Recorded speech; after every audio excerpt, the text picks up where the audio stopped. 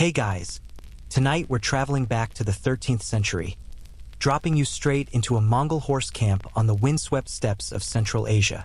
Picture this. You wake up on hard ground, your hip bones aching against compacted earth barely softened by a thin felt mat. The sky above is that peculiar pre-dawn gray, not quite black, not yet blue, and already you hear the thunder of hooves, the bleating of sheep, the sharp whistle of a herder calling his dogs. There's no gradual easing into consciousness here. No scrolling through your phone for 20 minutes while you debate whether today's the day you finally start that workout routine. No, you're up because the entire camp is up, and if you're not moving, you're already behind. The reality check. You probably won't make it past breakfast. The Mongol way of life wasn't designed for comfort. It was engineered for conquest, migration, and survival in one of Earth's harshest environments, and every single hour of every single day reflected that brutal efficiency. So, before you get comfortable, take a moment to like the video and subscribe, but only if you genuinely enjoy what I do here. And hey, drop a comment letting me know where you're listening from and what time it is for you right now. I love seeing our little global community tucked into beds and couches across every time zone. Now, dim the lights, maybe turn on a fan for that soft background hum, and let's ease into tonight's journey together. The first thing that hits you isn't actually a sound or a sight. It's the smell. Imagine smoke from dried dung fires, which the Mongols called argal, mingling with the musky scent of horses, the sour tang of fermented milk, and underneath it all, the earthy smell of wool and unwashed humanity. It's not entirely unpleasant, just completely foreign to your modern nose used to laundry detergent and air fresheners. You're lying in what's called a gur, the Mongolian term for what most people know by its Russian name, yurt. This isn't some glamping experience with Edison bulbs and Instagram-worthy textiles. This is a functional dwelling. Circular walls of collapsible lattice wood covered in layers of felt, with a hole at the top for smoke to escape. The felt itself is thick, greasy with lanolin, and surprisingly effective at keeping out the steppe winds that can drop temperatures 30 degrees in an hour. You try to sit up, and immediately your body lodges a formal complaint. See, you spent yesterday in the saddle for what felt like an eternity but was really just a standard day's travel, maybe 30 to 40 miles. Your inner thighs feel like they've been through a cheese grater. Your lower back has opinions about your life choices. And there's a specific soreness in your tailbone that suggests you may never sit comfortably again. Around you, families are already moving with practiced efficiency. A woman, probably in her 30s, though the steppe ages people differently, is rekindling the fire in the center of the gur, adding dried dung patties with the casual familiarity you might show loading a dishwasher. Her hands move without conscious thought, and within 2 minutes, flames are crackling and a metal pot is already positioned above them. The historical reality of Mongol camps is that they operated on a schedule dictated entirely by livestock and survival, not human comfort. Horses needed to graze during optimal hours. Sheep required milking. The camp itself might need to move if pasture was depleted or if military orders came down from a distant Khan. The Mongol Empire at its height in the 13th century stretched from Korea to Hungary, encompassing roughly 12 million contiguous square miles, the largest land empire in human history. And it was built not by people who slept in, but by those who could break camp, ride 40 miles, fight a battle, and set up again before sunset. You, with your modern body trained by desk chairs and car seats, are about to discover exactly how far removed you are from that capability. Someone, a young man, maybe 16, with the kind of wiry build that suggests he's never encountered processed sugar, gestures at you and says something in Mongolian. You have no idea what he's saying, but his tone suggests urgency mixed with mild contempt. Like he can't believe he has to explain basic tasks to a grown adult. He mimes something with his hands, and you deduce he wants you to help with the horses. Of course he does.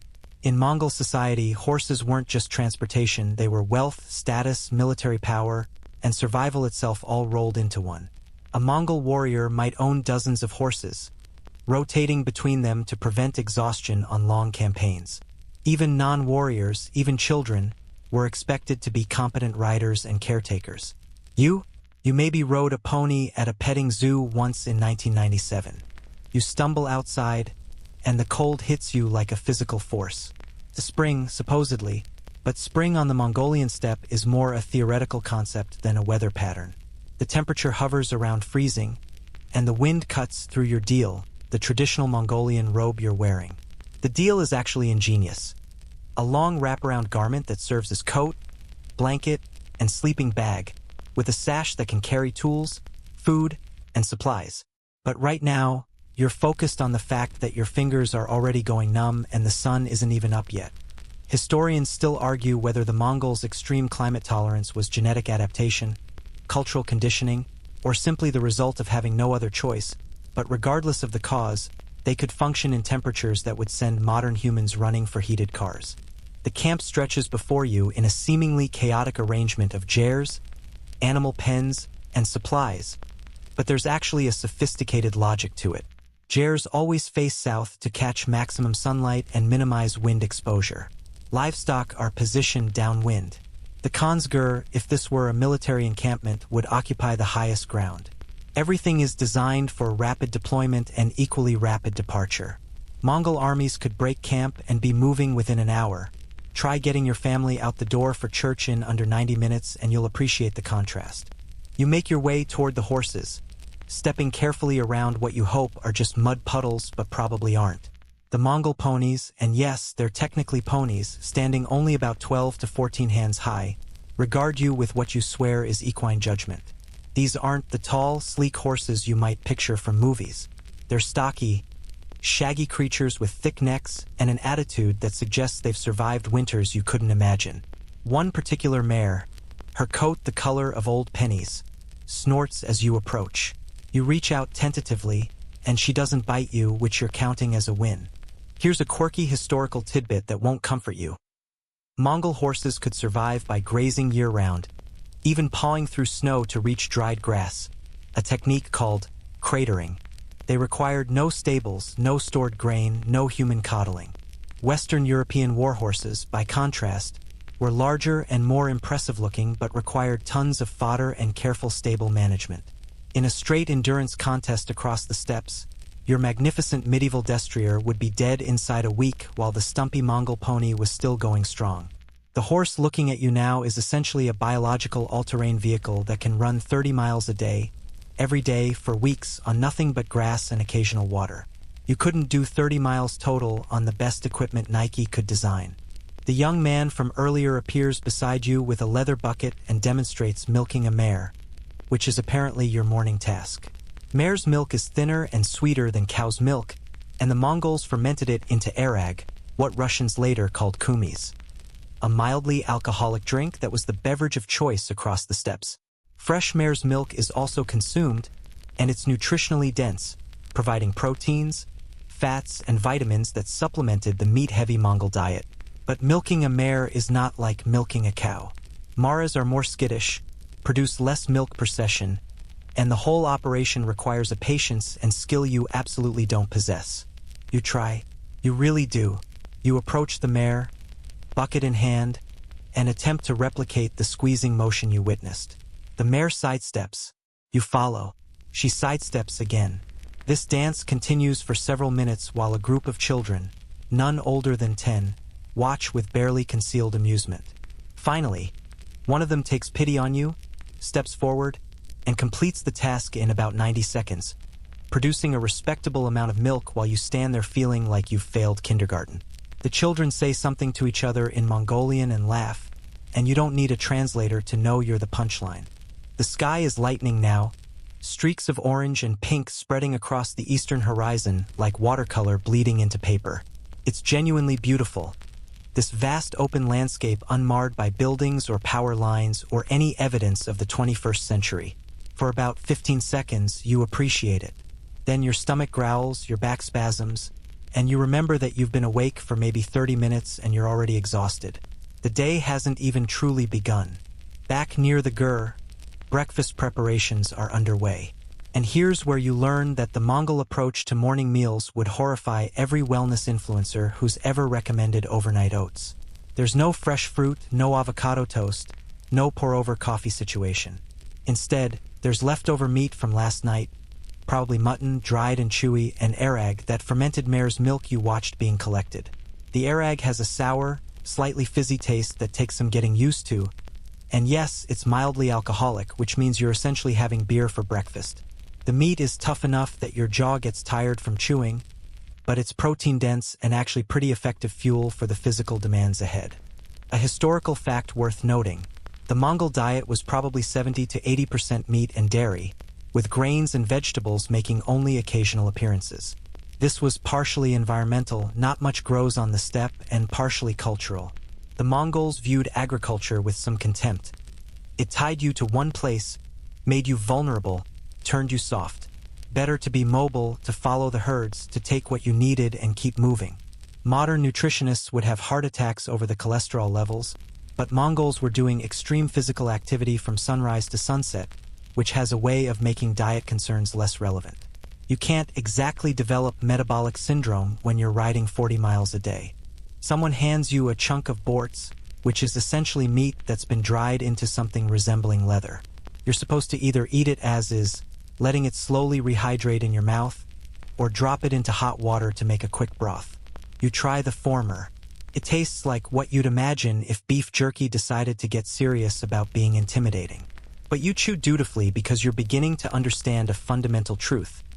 Everything in this camp has a purpose, and complaining about texture or flavor is a luxury no one can afford. The woman who rekindled the fire earlier is now organizing the day's tasks with a rapid-fire series of commands.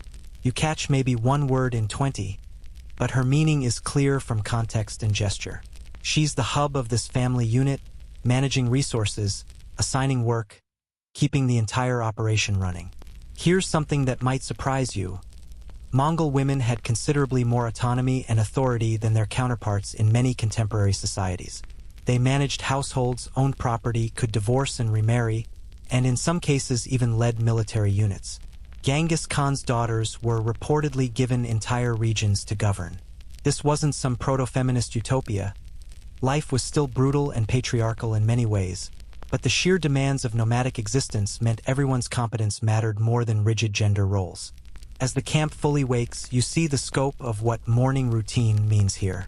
It's not just breakfast. It's checking every animal for injury or illness. It's repairing tack and equipment. It's processing yesterday's milk into cheese or butter.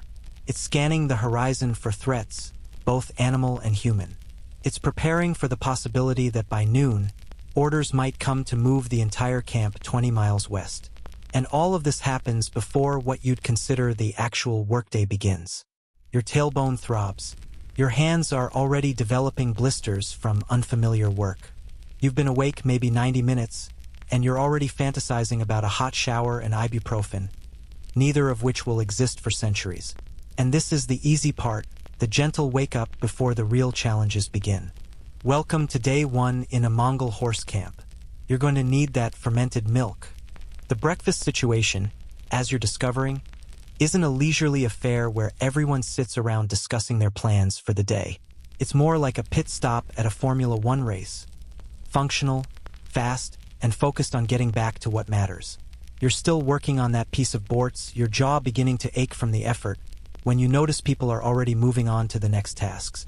The children who laughed at your milking attempt are now efficiently loading leather bags with supplies. The teenager who showed you to the horses earlier is adjusting saddles with the kind of speed that suggests he could do it blindfolded. And you're still trying to swallow what tastes like shoe leather marinated in salt. Here's where the Mongol approach to food reveals its brutal logic. Meals aren't social events or moments of respite. They're refueling stations. The entire concept of 3 square meals a day that your modern digestive system expects is a farming society invention.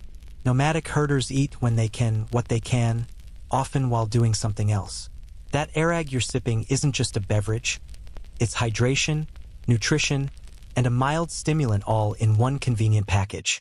The fact that it's made from fermented horse milk and has an alcohol content somewhere between beer and wine just makes it more efficient. Why waste time on separate drinks when one does everything? An older man, grizzled, with a face like weathered leather and hands that look like they could crush walnuts, gestures for you to follow him.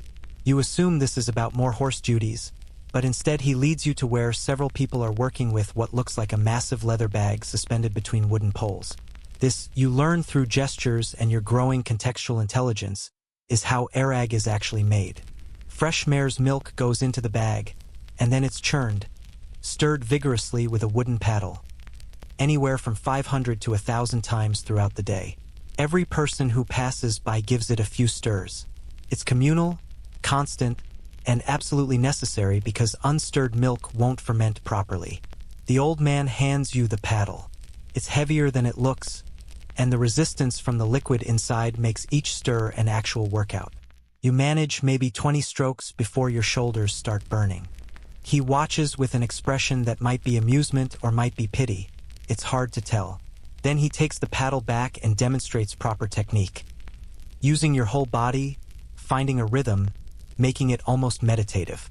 He does 100 strokes in the time it took you to do 20, barely breaking a sweat. You're beginning to notice a pattern here. Everything that seems simple is actually a refined skill developed over lifetimes, and you have exactly none of those skills. Historians still argue whether the widespread Mongol consumption of arag contributed to their legendary toughness or was simply a necessary adaptation to available resources. But the archaeological evidence is clear. Fermented mare's milk has been a staple of steppe cultures for at least 3,500 years. The slight alcohol content probably helped with water purification. The fermentation process made it easier to digest for populations with varying lactose tolerance, and the probiotic content, though the Mongols had no concept of gut bacteria, likely contributed to digestive health during a diet heavy in meat and dairy. You, however, are mainly noticing that it tastes like sour milk had a baby with beer, and you're supposed to drink this all day. Back at your assigned gur, the woman you've mentally dubbed the coordinator because she seems to run everything, presents you with what can only be described as the saddest breakfast plate you've ever seen. There's more dried meat, a chunk of hard cheese that could probably survive a nuclear blast, and a bowl of something that looks like chunky buttermilk. This last item is arul, dried milk curds that serve as both food and long-term storage solution. You can eat it as is, let it dissolve slowly in your mouth like a deeply weird candy, or soften it in liquid. It's sour, it's chewy, and it's absolutely packed with calories and protein. It's also nothing like the Greek yogurt parfait you normally eat while checking emails. You try the arul. Not terrible, it's also not good. It exists in a flavor space you didn't know was possible. Simultaneously dairy-forward and completely unlike any dairy product you've encountered.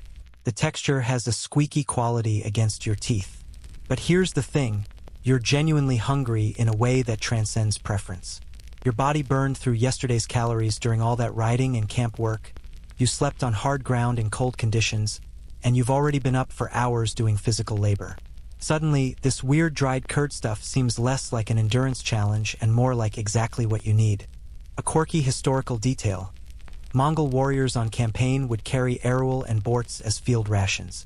These dried foods could last for months, required no cooking, weighed very little for their caloric density, and could be consumed in the saddle. Compare this to European medieval armies, which required wagon trains of supplies, camp followers to cook, and regular stops to prepare meals. A Mongol army could cover 100 miles in a day because they weren't stopping for lunch.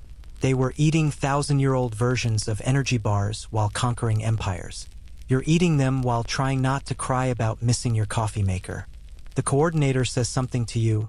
Her tone suggests instruction rather than casual conversation, and mimes a scooping motion. You look around and realize people are cleaning their bowls with their hands, a bit of water, and sometimes sand for scrubbing. There's no dish soap, no sponge, certainly no dishwasher. You follow suit, using some water from a leather container and doing your best. Your bowl ends up cleanish. The coordinator inspects it, makes a face that suggests you'd fail any health inspection, but apparently decides it's good enough for a hopeless foreigner.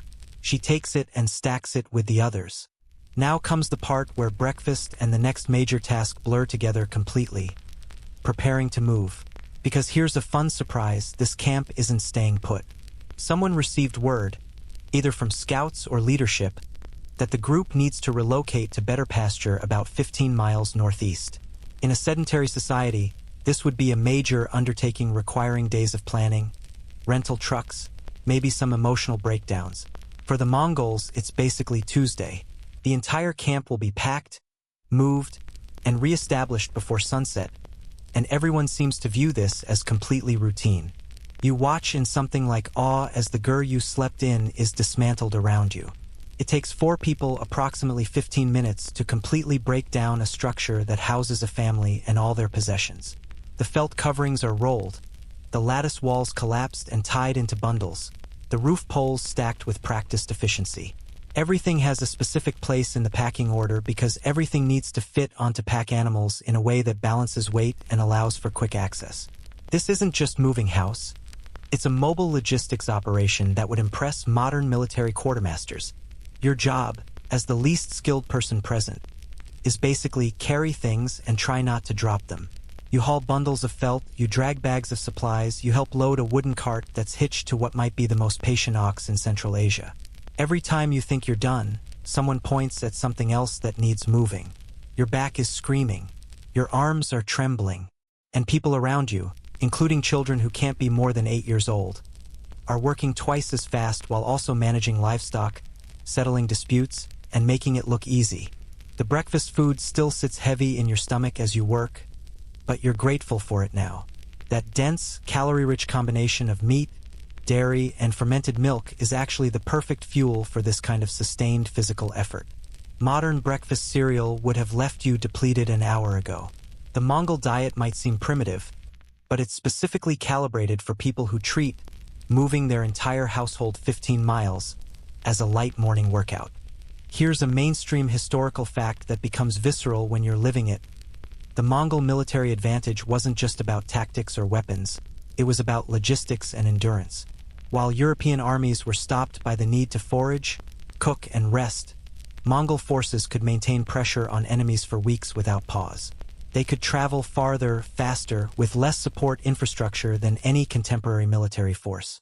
And that capability started here in camps like this, where even the children learned to pack a household in under an hour and ride all day on nothing but dried meat and fermented milk. Someone brings you a leather flask, your personal water container for the journey. It smells faintly of whatever animal it came from, and the water inside has a slight taste of smoke and leather. You drink anyway because you're learning that preferences are luxuries and hydration is necessity. The flask hangs from your sash now, bumping against your hip, just another piece of equipment you're responsible for not losing. The sun is fully up now, and the temperature has risen from brutally cold to merely uncomfortably chilly. You can see your breath less often. The landscape around you is revealing itself in daylight. Rolling grasslands stretching to horizons so distant they seem almost theoretical, broken occasionally by rocky outcroppings or the dark line of a distant river valley. There are no roads, no signs, no visible landmarks you could use for navigation. Yet everyone seems to know exactly where they're going, operating off some combination of celestial navigation, terrain reading, and cultural knowledge passed down through generations. You couldn't find your way back to where you started if your life depended on it. Given the environment, it actually might. The cart is loaded now, piled impossibly high with supplies that are somehow secured well enough that nothing will shift during travel. The jares are bundled and distributed among pack animals. Livestock are being gathered, sheep, goats, horses, the occasional camel in the distance. What seemed like chaos is resolving into organized movement, like watching a time-lapse of cells assembling into an organism. You're part of this organism now, whether you're ready or not. The coordinator approaches you with what you immediately recognize as the saddle you'll be using. It's not like Western saddles with their high horns and deep seats. It's not like English saddles with their minimal padding. It's a Mongol saddle, a wooden frame with moderate padding, designed for long-distance endurance rather than comfort or control. It's meant to distribute weight, allow the horse to breathe and move naturally over marathon distances, and let the rider maintain position for hours without cramping. It's also going to make your tailbone situation approximately 1,000% worse. You're assigned a horse, not the judgmental mare from earlier, but a stocky gelding with a coat the color of storm clouds.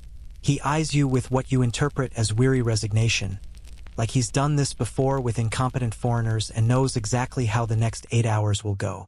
Someone shows you, with exaggerated patience, how to secure the saddle, check the girth, and mount without spooking the animal. You manage it on the second try, which earns you a grunt that might be approval from the teenager overseeing your efforts. From horseback, the world looks different. You're higher up, obviously, but it's more than that. You're seeing the landscape the way Mongols saw it, from the platform that defined their entire civilization. The horse beneath you shifts weight, adjusts stance, and you feel the movement through your legs and core. Every muscle you used yesterday is making its presence known. You haven't even started moving yet, and you're already tired. A sharp whistle cuts through the morning air, the signal to move out. And just like that, the entire camp flows into motion. Livestock are driven forward by riders and dogs. Pack animals fall into line. People mount horses with the kind of casual grace that suggests they've been doing this since before they could walk. The camp you woke up in is now just compacted grass and cold fire pits, already being reclaimed by the steppe. In an hour, there will be barely any evidence you were ever here. Your horse follows the others automatically, and you try to find some kind of rhythm with its movement. Every step jars your spine. The saddle, despite its design, feels like sitting on a wooden bench that someone glued to an earthquake simulator. Your hands clutch the reins too tightly. Your posture is all wrong. The teenager from earlier rides past you, glances over, and shakes his head with a small smile that clearly means, "You're doing it wrong, but I don't have time to fix you right now." The breakfast you ate, that weird combination of dried meat, fermented milk, and mysterious curds, is sustaining you, but it's also sitting in your stomach in a way that doesn't love the constant jostling. You try to breathe through it, try to relax into the movement like you've seen everyone else do. It doesn't really work, but you don't fall off, which you're counting as a victory. Around you, people are already eating in the saddle, pulling out pieces of borts, taking swigs from leather flasks, chewing on arrowwool like it's trail mix.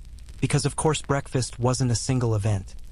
It's an ongoing process of fueling the machine that is your body through whatever the day demands. There's no "I'll eat when we stop," because stopping is for emergencies or evening camp.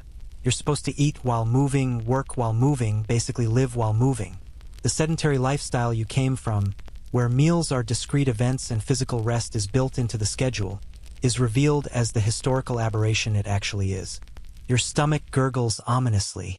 The fermented milk is having opinions about all this jostling.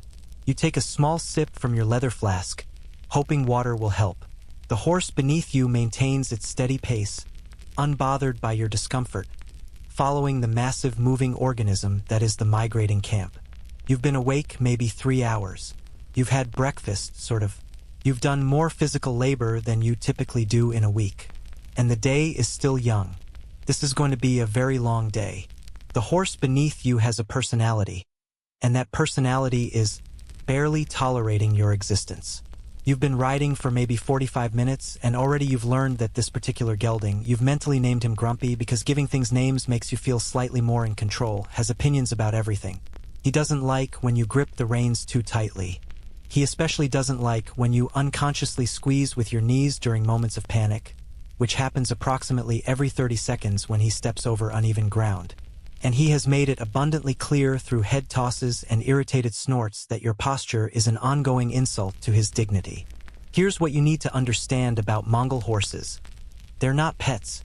They're not companions in the way your friend's golden retriever is a companion. They're partners in a business arrangement where the terms are non-negotiable and the horse holds most of the cards. These animals are descended from stock that survived Ice Age conditions on the Eurasian steppes, that evaded wolf packs and weathered blizzards and thrived where softer breeds would collapse. They're compact, sturdy, and phenomenally intelligent in ways that make them both invaluable and occasionally infuriating. Grumpy knows exactly what he's doing. You're the variable he's compensating for. The teenager who's been periodically checking on your incompetence rides up alongside you. His name, you've gathered through context clues and hand gestures, is something that sounds like Batu, though your ear for Mongolian pronunciation is roughly equivalent to a goldfish's grasp of astrophysics. Bata points at your hands, then demonstrates the proper way to hold reins. Loose, confident, letting the horse have its head while maintaining the suggestion of control. You try to imitate him. Grumpy immediately tests this new arrangement by veering slightly left toward a particularly green patch of grass. You overcorrect. Bata sighs the sigh of someone who has explained this concept 17 times already today. A mainstream historical fact. The Mongol army's effectiveness was built almost entirely on horsemanship developed from childhood. Boys, and some girls, learned to ride before age 5, often before they could walk properly. By adolescence, a Mongol rider could shoot arrows accurately at full gallop, control a horse with legs alone while both hands were occupied, and switch between multiple horses during a single day's journey to keep any one animal from exhausting. Genghis Khan's forces could cover up to 100 miles in a day when necessary, a pace that would destroy most cavalry forces of the era. The secret wasn't superior horses, it was superior riders who understood their mounts so completely that horse and human functioned as a single unit. You are not a single unit with Grumpy. You are a poorly attached appendage that Grumpy is contractually obligated to transport, and he's not happy about it. The landscape rolling past is hypnotic in its vastness and its sameness. Grass, grass, more grass, occasional rocks, distant hills that never seem to get closer. The sky is enormous out here, occupying maybe 2/3 of your visual field, and it's that particular shade of blue that seems impossible, too saturated, too pure. A few clouds drift past like lost sheep. The wind is constant, not gusting but steady, carrying scents of earth and grass and horse and the faint smoke smell that seems to permeate everything in Mongol country. There are no trees, no buildings, no visual references to help your modern brain understand scale or distance. You could be 5 miles from where you started or 50. You genuinely have no idea. Batu says something and points ahead. You follow his finger and see what might be a herd of gazelles in the distance, too far to count, moving like liquid across the grassland. He makes a gesture like drawing a bow, then shakes his head. Too far, not worth pursuing now. But you catch something in his expression. The automatic assessment of potential food, the calculation of distance and effort versus reward. Hunting isn't sport here, it's resource acquisition, and every animal is evaluated through that lens. Those gazelles represent meat, hide, sinew for bowstrings. They're also fast enough that chasing them would require hours and considerable luck. The math doesn't work out right now, so they get to live. Efficiency over everything. Your tailbone has progressed beyond pain into a kind of numb throbbing that you're trying very hard not to think about. Every stride sends a jolt through your spine. Your inner thighs are chafing in ways that suggest you'll never wear shorts again. Your lower back has developed a specific ache that radiates down your left leg. And somehow, impossibly, you're only about an hour into what you've gathered will be an 8 to 10 hour day in the saddle. The math on this is devastating. You have 7 to 9 more hours of this. Your body is already filing grievances. Your mind is starting to bargain with deities you don't even believe in. Around you, people are chatting, laughing, completely at ease. Children are racing their horses ahead and circling back. An older woman is doing something with thread and a needle while riding, apparently mending a garment, not even looking down at her hands. It's the equestrian equivalent of texting while walking, except 1,000 times more impressive, and she's probably never dropped a stitch in her life. You're using both hands to maintain a death grip on the saddle horn, which doesn't even exist on this saddle, so you're actually clutching the front pommel, and you're still convinced you're about to slide off at any moment. Grumpy decides he's thirsty and veers toward a shallow stream you didn't even notice. You had no say in this decision. He just goes, and you're along for the ride because that's the nature of your relationship. He drinks, you sit there feeling your muscles cramp, and when he's done he resumes his place in the moving column without requiring any input from you whatsoever. You're decorative at this point, a very uncomfortable decoration. Here's a quirky historical detail that won't comfort you. Mongol horses could survive on surprisingly little water, capable of going days between drinks if necessary. They could also detect water sources from considerable distances, using smell and some kind of environmental awareness that humans lack. This made them ideal for steppe warfare, where knowing water locations could mean the difference between victory and watching your army die of thirst. Your horse just exercised that ability to make an independent decision about hydration, which is more autonomy than you've had all morning. You're being out-logicked by an animal with a brain the size of a grapefruit.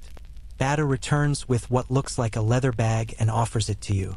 You take it hesitantly and realize it's arag, fermented mare's milk, your new favorite beverage that tastes like sour regret. But you're thirsty, and the water in your flask is already getting low, so you drink. The arag is warmish from being transported against someone's body, which adds a fun new dimension to its flavor profile. It's sour, slightly fizzy, and the alcohol content, probably around 2–3%, provides a tiny buzz that takes the edge off your comprehensive discomfort. You hand it back to Batu with a nod that you hope conveys gratitude. He nods back, says something that might be encouragement or might be an observation about your fundamental inadequacy, and rides ahead. The coordinator rides up on your other side. Her horse is smaller than Grumpy but moves with a precision that suggests superior training or superior rider, probably both. She observes you for a moment, your posture, your grip, your general aura of suffering, and then demonstrates something with her body. She sits deep in the saddle, moves with the horse's rhythm rather than fighting it, keeps her shoulders back and core engaged. It's like watching a masterclass in biomechanics. Then she gestures for you to try. You attempt to replicate her posture. Your body, which has been tensed against every movement for the past hour, doesn't want to relax.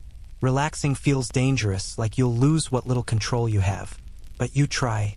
You consciously loosen your death grip, sit deeper, try to feel the horse's rhythm and move with it instead of being jostled by it. And something remarkable happens. It gets maybe 5% less terrible. That 5% feels like a miracle.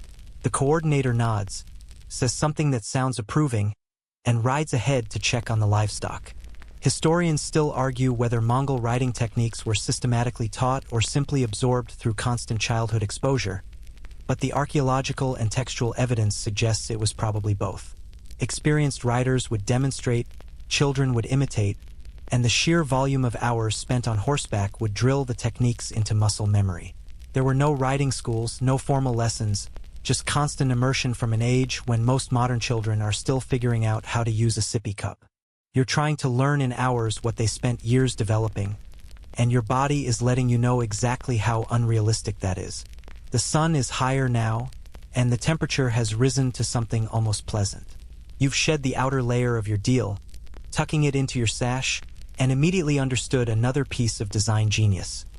The deal's wraparound construction means you can add or remove layers without dismounting. It's a wearable climate control system that adapts to the steppe's dramatic temperature swings. In the same day, you might experience freezing dawn, hot afternoon, and cold evening, and the deal handles all of it through strategic wrapping and unwrapping. Your stomach reminds you it exists by growling loudly enough that you swear Grumpy's ears flick back in acknowledgement. You pull out a piece of bortz from your sash pouch. Yes, you're carrying meat in your clothing now, that's just your life, and start the laborious process of chewing it into submission. It's easier while riding than you expected, mainly because the constant movement keeps your jaw working and the meat slowly softening. The flavor is intense, salty, gamey, with an undercurrent of smoke from whatever fire originally dried it. It's also satisfying in a primal way, like your lizard brain recognizes this as optimal fuel even while your civilized brain misses the concept of cuisine. A hawk circles overhead, riding thermals with the kind of effortless grace that makes you jealous. As hunting, you realize, scanning the grassland for small mammals. Everything out here is hunting or being hunted, eating or being eaten. The Mongols built their entire civilization around this fundamental truth, structuring their society, military, and culture around the principles of predation and survival. There's no room for inefficiency when you're living this close to the edge. Every behavior, every tradition, every piece of equipment has been refined over centuries to maximize survival odds in an environment that's actively trying to kill you. Grumpy suddenly stops, and you're so lost in thought that you nearly slide forward over his neck. He spotted something in the grass. A snake, you think, though it's gone before you can confirm. He sidesteps carefully and continues on, having made another independent decision in your partnership. You're starting to understand that the phrase riding a horse is fundamentally misleading. You're not controlling this animal through force of will and rein pressure. You're negotiating with a being that has its own agenda, its own survival instincts, and significantly more experience with this terrain than you'll ever have. The best you can hope for is that your goals align enough that Grumpy tolerates your presence while he does what he was going to do anyway. A child, can't be more than 7, rides past you at a canter, sitting the horse with the kind of casual competence that would make Olympic equestrians weep. She's eating something while riding, playing with what looks like a small leather ball, and guiding her horse with just her legs. She glances at you, and you see it in her eyes. The recognition that you're struggling with something she's mastered since before she lost her baby teeth. She doesn't mock you, though, just offers a small smile and continues past. The smile of someone who understands that you're trying, even if your trying is objectively terrible. The pack animals plod along in the center of the column, loaded with the disassembled jares, household goods, and supplies. They're mostly camels, and you're learning that camels have even more personality than horses, most of it bad.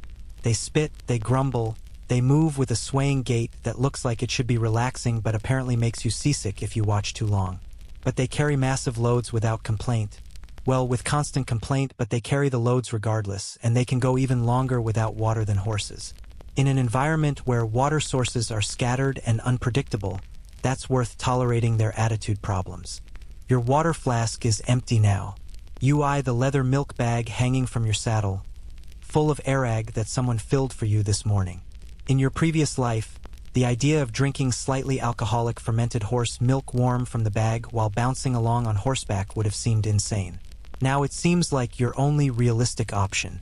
You take a long pull. It's not refreshing exactly, but it's wet and it contains nutrients, and the alcohol takes the edge off your comprehensive physical complaints. You're adapting. That adaptation feels less like triumph and more like Stockholm Syndrome, but you're adapting nonetheless. Bada rides back again. He seems to be on you watching duty, probably drew the short straw, and this time he's carrying a bow. Not drawn, just carrying it casually across his lap. The bow is a work of art. Composite construction of horn, wood, and sinew, recurved for maximum power, compact enough to use from horseback. These weapons could punch arrows through armor at 100 yards, could be fired accurately at full gallop, could turn a mounted force into a mobile artillery platform that European armies had no answer for. Genghis Khan's warriors conquered empires with bows like this one. Bada gestures toward the horizon and mimes shooting. Then he points at you and raises an eyebrow. Takes you a moment to understand. He's asking if you want to try. Your first instinct is to decline because you can barely stay on this horse, much less shoot a weapon from it.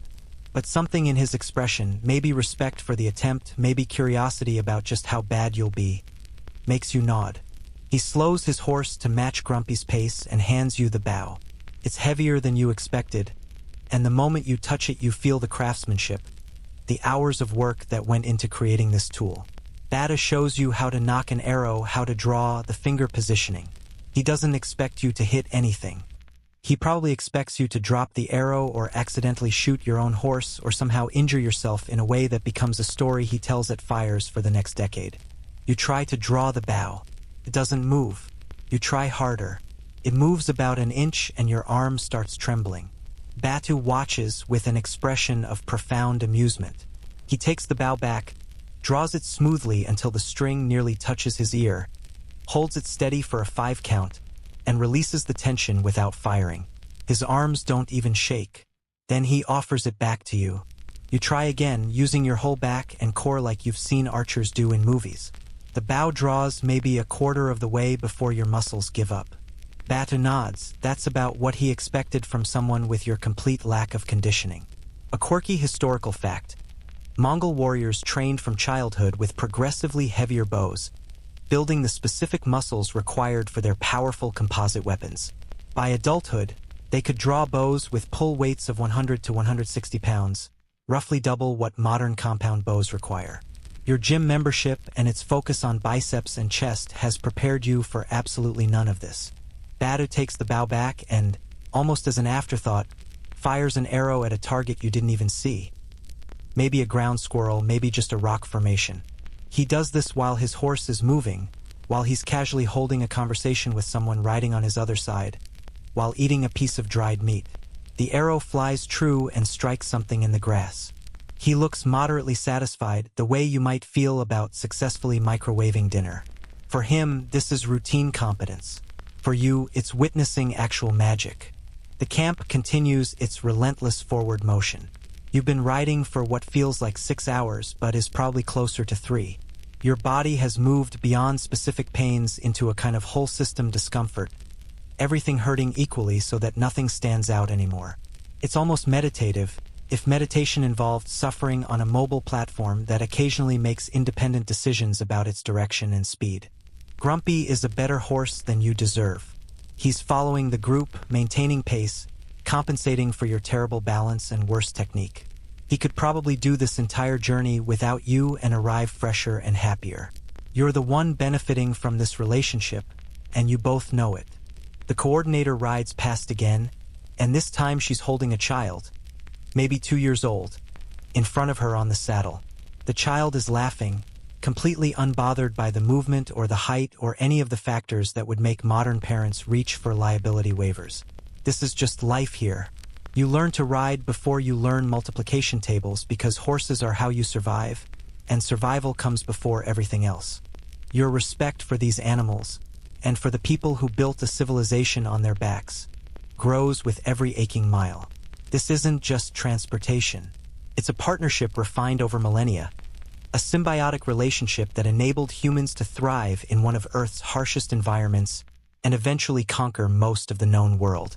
You're just glad Grumpy hasn't figured out he could do better. The 4th hour in the saddle is when your body stages a formal revolt. It's not the dramatic collapse you might expect. No fainting, no falling off Grumpy in a heap of defeated modernity. It's subtler and somehow worse. Every single muscle fiber from your waist down has apparently filed for independence and is now operating under protest conditions. Your hip flexors feel like they've been replaced with rusty cables.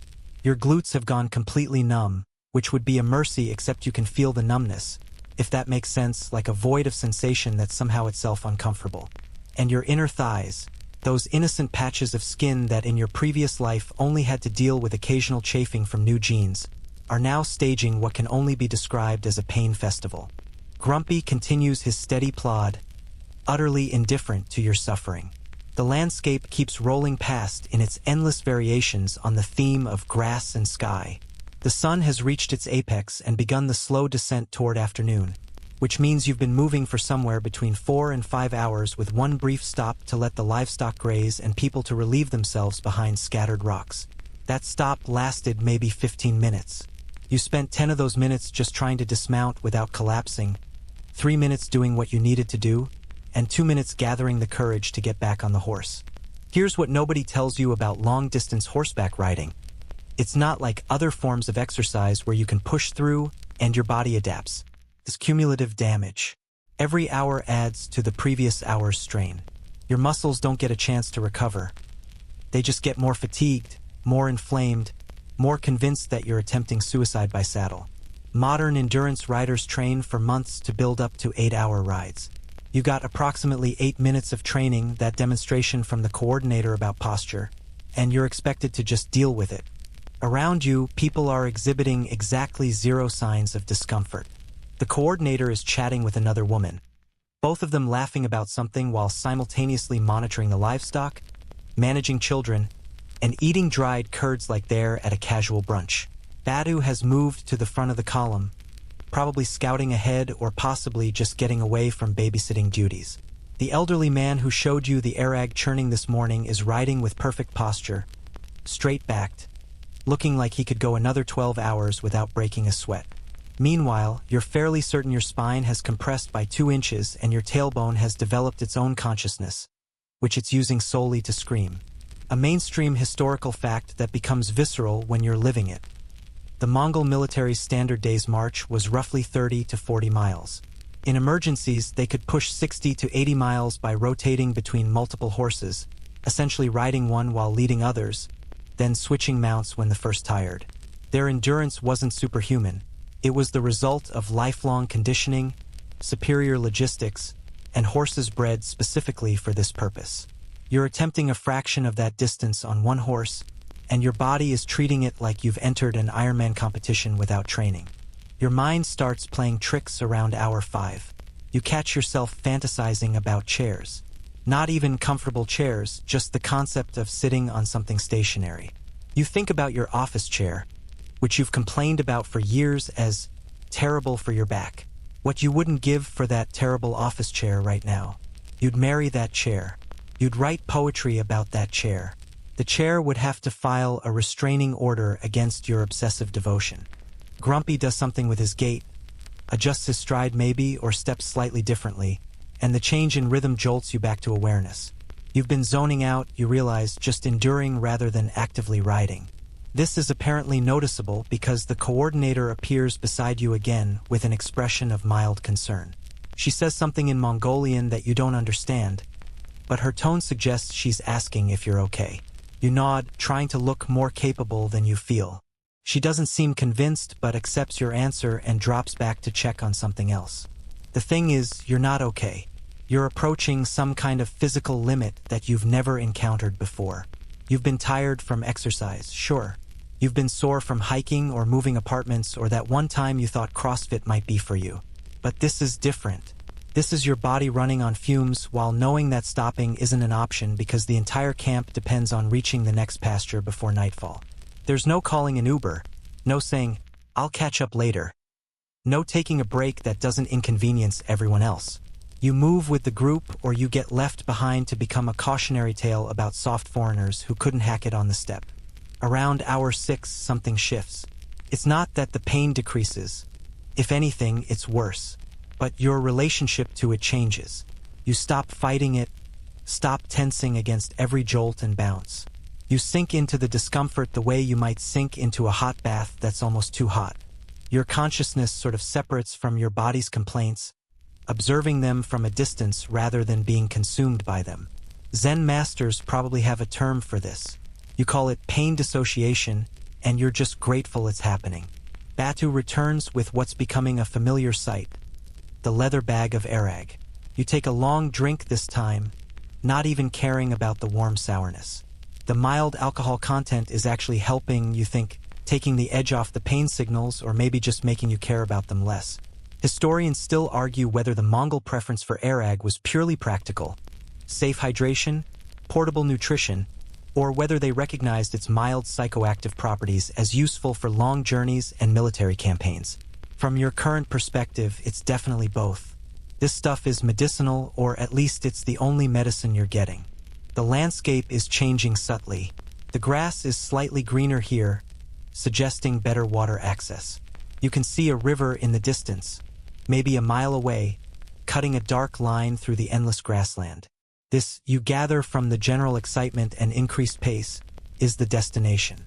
The new pasture, the place where this moving city will stop and establish itself for the next few days or weeks before moving again. Relief floods through you, not because you're arriving, but because arriving means you can get off this horse. But here's where the Mongol approach to time and efficiency reveals another brutal truth. Arriving doesn't mean resting. You watch as the first riders reach the designated camp area and immediately begin working. They're not dismounting to stretch and complain and maybe lie down for 20 minutes. They're scouting the best locations for jairs, marking spots for livestock pens, checking water access and wind direction. The camp setup is beginning before half the column has even arrived. You reach the area, and Grumpy stops without needing instruction because of course he knows the routine better than you do. Dismounting is a special kind of hell. Your legs have forgotten how to bend correctly. Your muscles have locked into riding position and are refusing to accept that different positions exist. You basically fall off the horse in a controlled manner that you're going to generously call dismounting. Your feet hit the ground and your knees immediately buckle. You catch yourself on Grumpy's side, and he tolerates this indignity with the patience of a saint or possibly just complete indifference. Standing is a revelation and a nightmare simultaneously. Your legs are shaking. Your hips feel like they need to be realigned by a team of chiropractors. But you're vertical and gravity is pulling in the expected direction, and you're not moving relative to the ground beneath you. These facts alone are nearly enough to make you weep with gratitude. You don't weep, mainly because the coordinator is already gesturing at you to help unload pack animals, and crying seems like it would compromise your already questionable credibility. A quirky historical detail that you're now experiencing firsthand. Mongol camps could be fully established in 1 to 2 hours, even after a full day's travel. Everyone had specific roles. Children managed smaller livestock. Women typically supervised construction and household setup. Men handled horses, heavy lifting, and perimeter security. These weren't rigid gender roles as much as efficient division of labor based on strength and skill, and exceptions were common when circumstances required. The whole operation ran like a well-oiled machine that happened to be made of exhausted people and tired animals.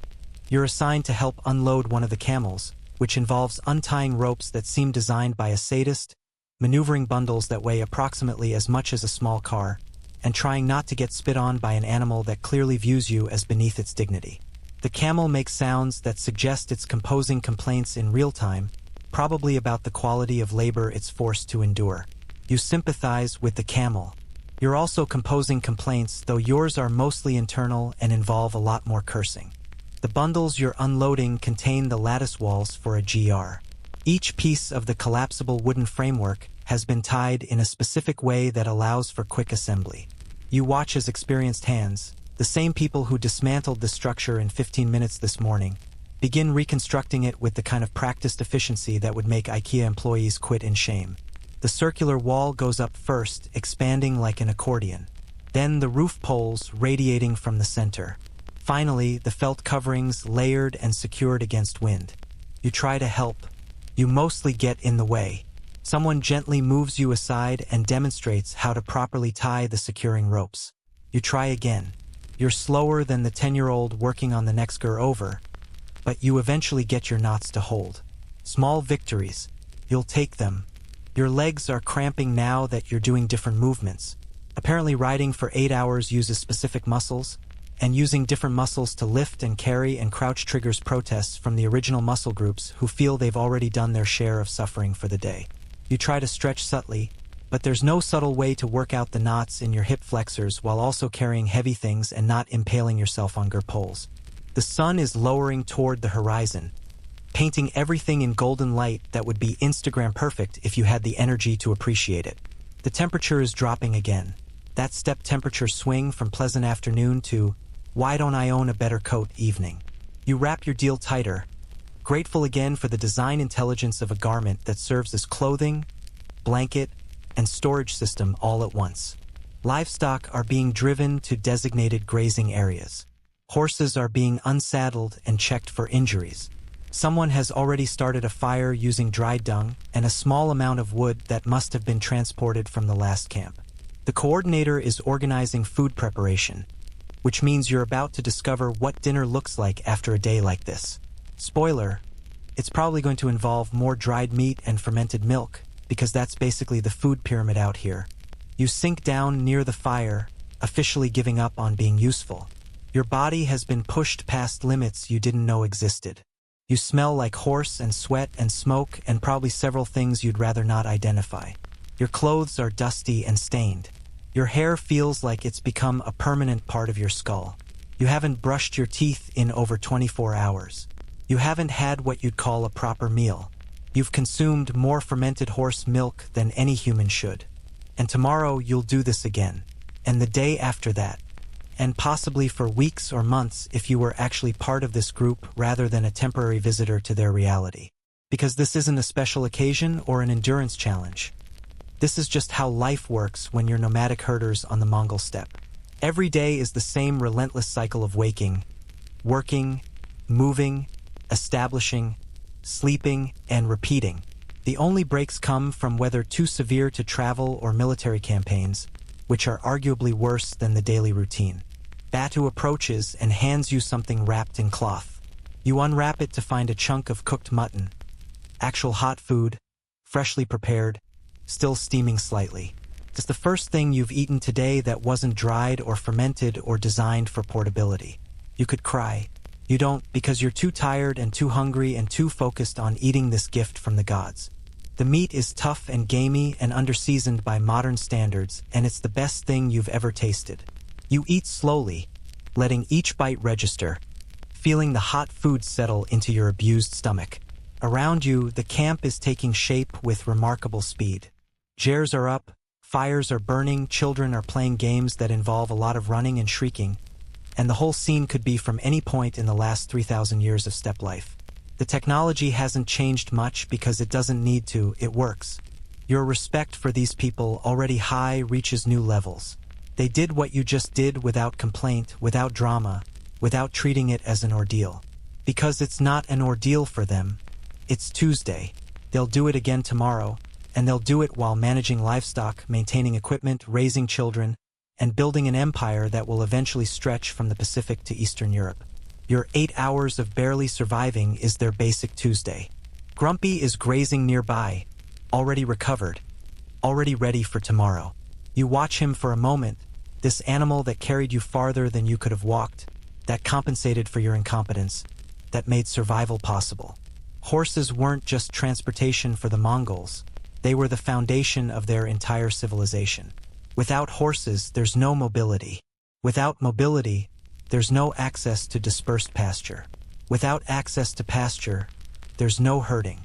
Without herding, there's no food. The horse is the keystone species in the whole operation. The coordinator approaches and gestures for you to come help with something. Your body files an official objection, but you stand anyway because refusing seems worse than complying. Your legs wobble but hold. You follow her to where women are processing milk into various forms of dairy that will sustain the camp. You're given a simple task, stirring a pot while it heats. You can do this. It requires staying mostly still and moving only your arm. This is basically rest compared to the last 8 hours. The evening settles in properly now. Stars are appearing in a sky that's clearer than any you've seen in your modern life. Without light pollution, the Milky Way is visible as an actual river of light across the dome of heaven. You stir your pot and look up and feel very small and very tired and very far from everything you knew before. Tomorrow you'll get back on a horse and do this again. Tonight you're just grateful to be stationary. The problem with being stationary, you discover, is that stationary doesn't mean resting. Not here. Not in a world where survival depends on constant productivity and where idle hands are not a luxury anyone can afford. You've been stirring this pot for maybe 10 minutes, and already someone has decided you can handle additional responsibilities. A young woman, probably early 20s, with the kind of muscular forearms that come from a lifetime of manual labor, appears beside you and demonstrates something involving felt and water and what looks like the process of making or repairing the material that covers the jars. She's felting wool, you realize, taking raw fleece, wetting it, and working it with her hands and a wooden paddle until the fibers compress and lock together into the dense, weatherproof material that keeps these portable homes functional in sub-zero temperatures. It's meditative work, rhythmic and repetitive, and she's been doing it while also monitoring children, chatting with neighbors, and periodically checking on a pot of boiling something that smells like dairy and regret. Multitasking isn't a modern productivity hack. It's a survival requirement when you're living this close to the edge. She hands you some raw wool and demonstrates the motion. Wet it, compress it, work it in circles, apply pressure. You try. Your hands are already tired from gripping reins all day, and this new motion activates muscles in your forearms that apparently haven't been used since you tried rock climbing that one time in college. The wool is scratchy and oily with lanolin, and it refuses to compress the way it did for her. She watches your attempt with the patient expression of someone who's taught this skill to dozens of children and isn't surprised that you're performing at a level below the average 5-year-old. Here's a mainstream historical fact. Felt was one of the Mongols' most important technologies. They used it for gear coverings, clothing, boots, armor padding, saddle blankets, and even armor itself in some cases. Felt is naturally water-resistant thanks to the lanolin in wool, provides excellent insulation, and can be made anywhere you have sheep and water. The Mongols didn't invent felt. It's been around for thousands of years, but they perfected its use and made it central to their mobile lifestyle. Every piece of felt represented hours of labor, and every gur required multiple layers of the stuff. The felt you're clumsily attempting to make is part of a technological tradition older than writing. Your pot starts boiling over.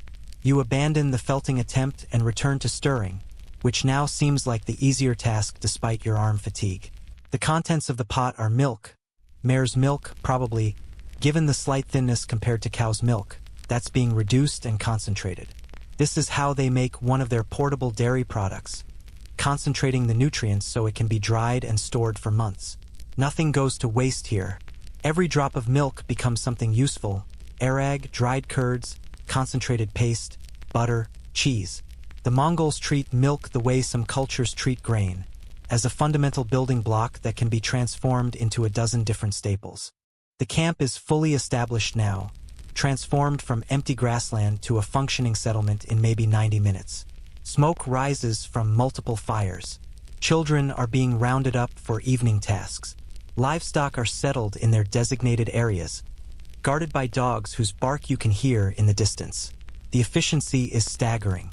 A modern camping trip with tents and sleeping bags and portable stoves takes longer to set up than an entire nomadic settlement housing dozens of people and hundreds of animals.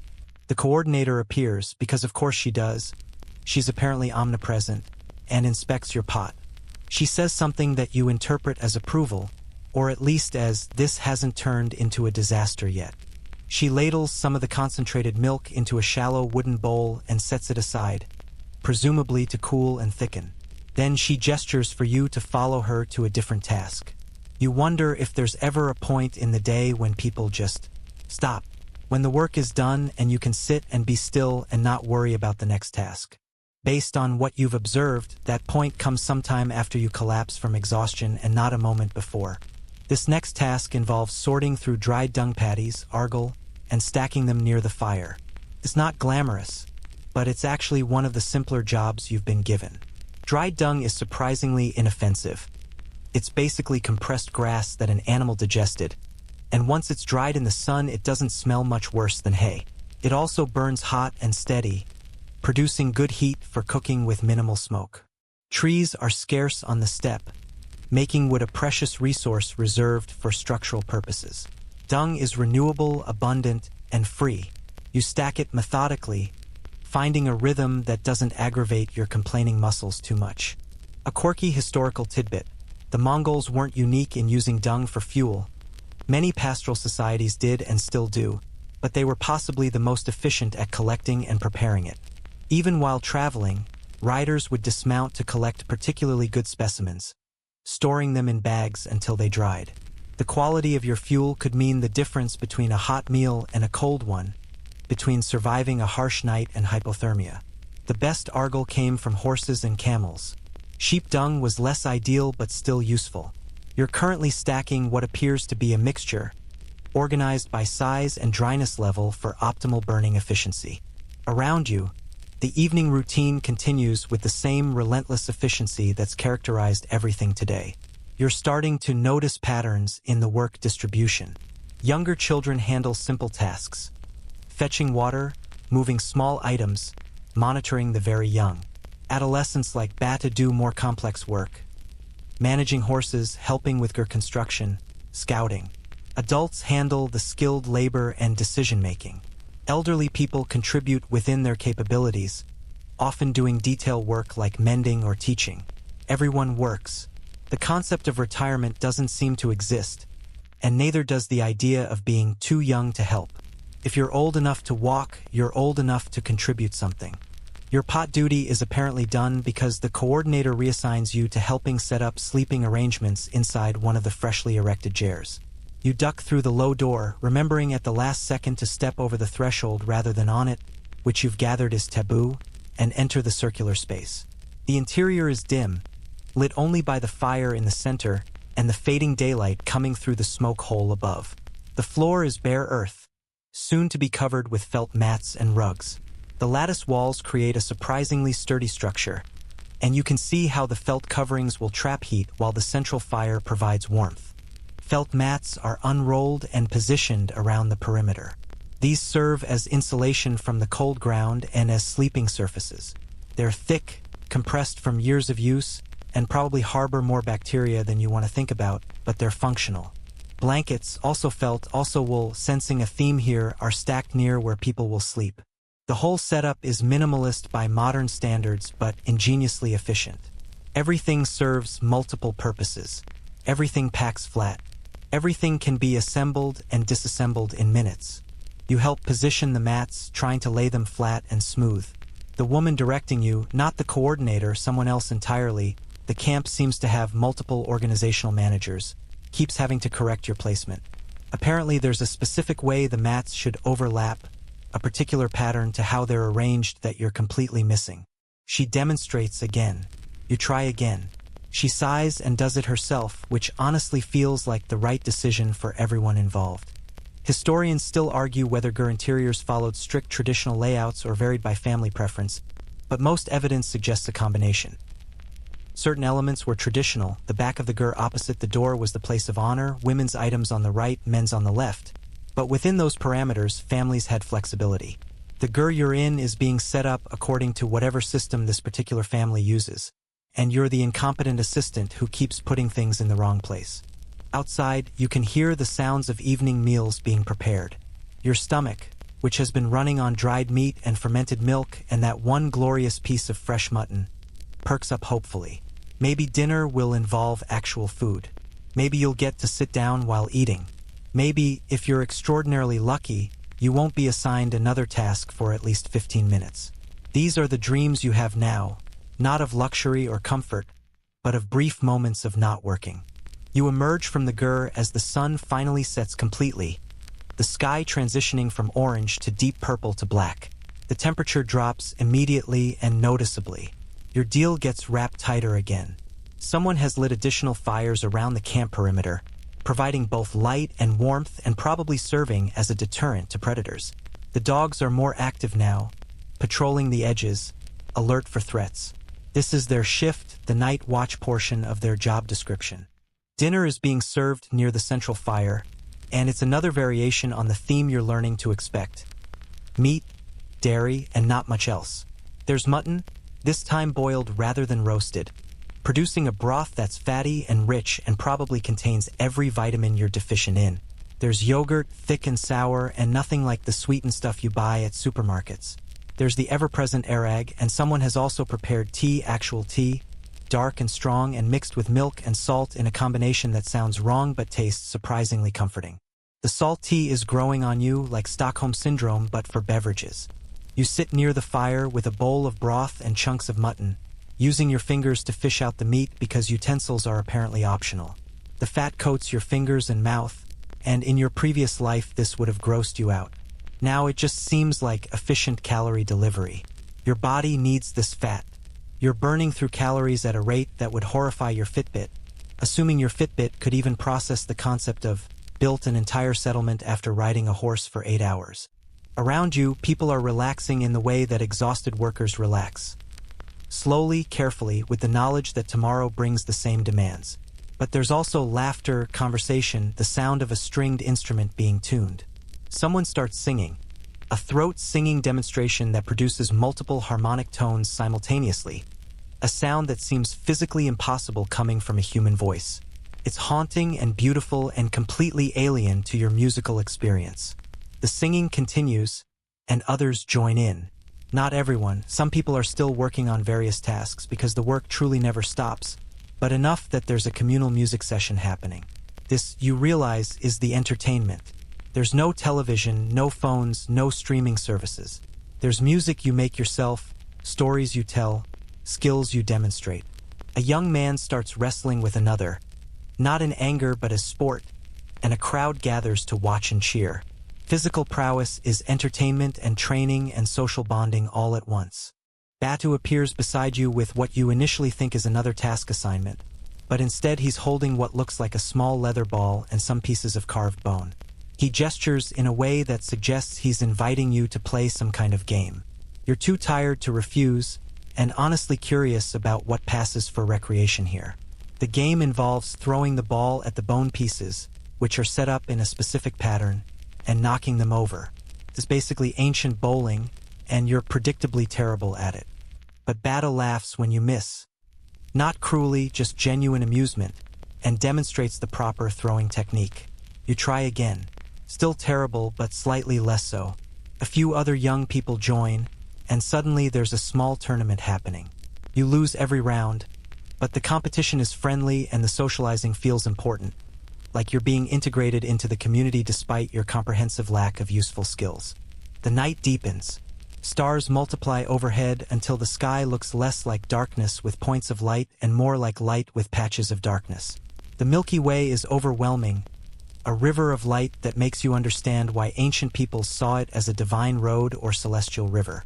Without light pollution, without city glow, the universe reveals itself in a way that makes you feel simultaneously insignificant and connected to something vast. Your body is beyond exhausted now, running on fumes and fermented milk and sheer stubbornness. Every muscle aches. Your skin feels grimy in ways that make you long for a shower with an intensity that's almost painful. Your hair is a disaster. Your clothes are stiff with sweat and dust. But you're also full of hot food, surrounded by people who've accepted your presence if not your competence, and you've survived a day that you genuinely didn't think you could survive when it started. The coordinator gestures toward one of the chairs, the one you helped set up earlier. The sleeping time, apparently. You don't need to be told twice. You duck inside, find a spot on the felt mats that's been designated as yours, and basically collapse. The mat is thinner than you'd like and the ground beneath is hard and you can feel every rock and irregularity. But you're horizontal and not moving, and those facts alone are enough. Around you, family members are settling in for the night. Children are being tucked under felt blankets. Adults are doing last-minute equipment checks, making sure everything is secure for the night. The fire in the center is being banked, reduced to coals that will provide warmth through the night without requiring constant tending. Someone is doing a final head count of livestock, making sure nothing has wandered off or been taken by predators. You close your eyes, expecting to fall asleep immediately, but your body has other plans. Despite the exhaustion, or maybe because of it, your muscles are twitching and spasming as they try to process the day's abuse. Your mind is racing, replaying moments. The endless riding, Grumpy's patient tolerance, the speed of camp setup, the complexity of tasks you failed at. You're processing not just physical exhaustion but cultural immersion so complete and alien that your brain is struggling to file it all away. Somewhere outside, a dog barks. Another answers. The livestock settle with rustling sounds and occasional bleats. The camp is never completely quiet. There's always something moving, always someone on watch, always the background noise of hundreds of living things existing in close proximity. It's nothing like the quiet of your apartment or the white noise of your air conditioner or any of the nighttime sounds you're used to. But gradually, inevitably, exhaustion wins. Your muscles stop twitching. Your mind stops racing. The sounds of the camp fade into background noise that's almost soothing in its constancy. You drift off knowing that in just a few hours, before dawn, this will all start again. The riding, the working, the endless cycle of tasks required to maintain life in this harsh environment. Your last thought before sleep takes you is simple. Tomorrow is going to hurt even worse than today. You're absolutely right. Dawn comes like a personal attack. You're jolted awake not by an alarm or natural light, but by the sheer chaos of a camp that's already in motion while you're still trying to remember where you are. Someone steps over you, literally steps across your prone body because you're apparently sleeping in a high-traffic area, and the brief shadow crossing your face is enough to pull you into consciousness. Every single muscle in your body immediately files a complaint. Your legs feel like they've been beaten with hammers. Your back has apparently fused into a single rigid unit that refuses to bend. And your tailbone, your poor, abused tailbone, has its own heartbeat, and that heartbeat is screaming. You try to sit up. This takes approximately 3 times longer than it should because your core muscles have apparently gone on strike overnight. You manage it eventually through a combination of rolling, leveraging yourself with your arms, and making sounds that you hope nobody noticed but definitely everyone noticed. Around you, people are already dressing, organizing, preparing for another day. The fire in the center has been rekindled and there's a pot already heating. You have no idea what time it is, but based on the light coming through the smoke hole, it's that pre-dawn gray that suggests the sun is thinking about rising but hasn't committed yet. The temperature inside the gur is cold enough that you can see your breath.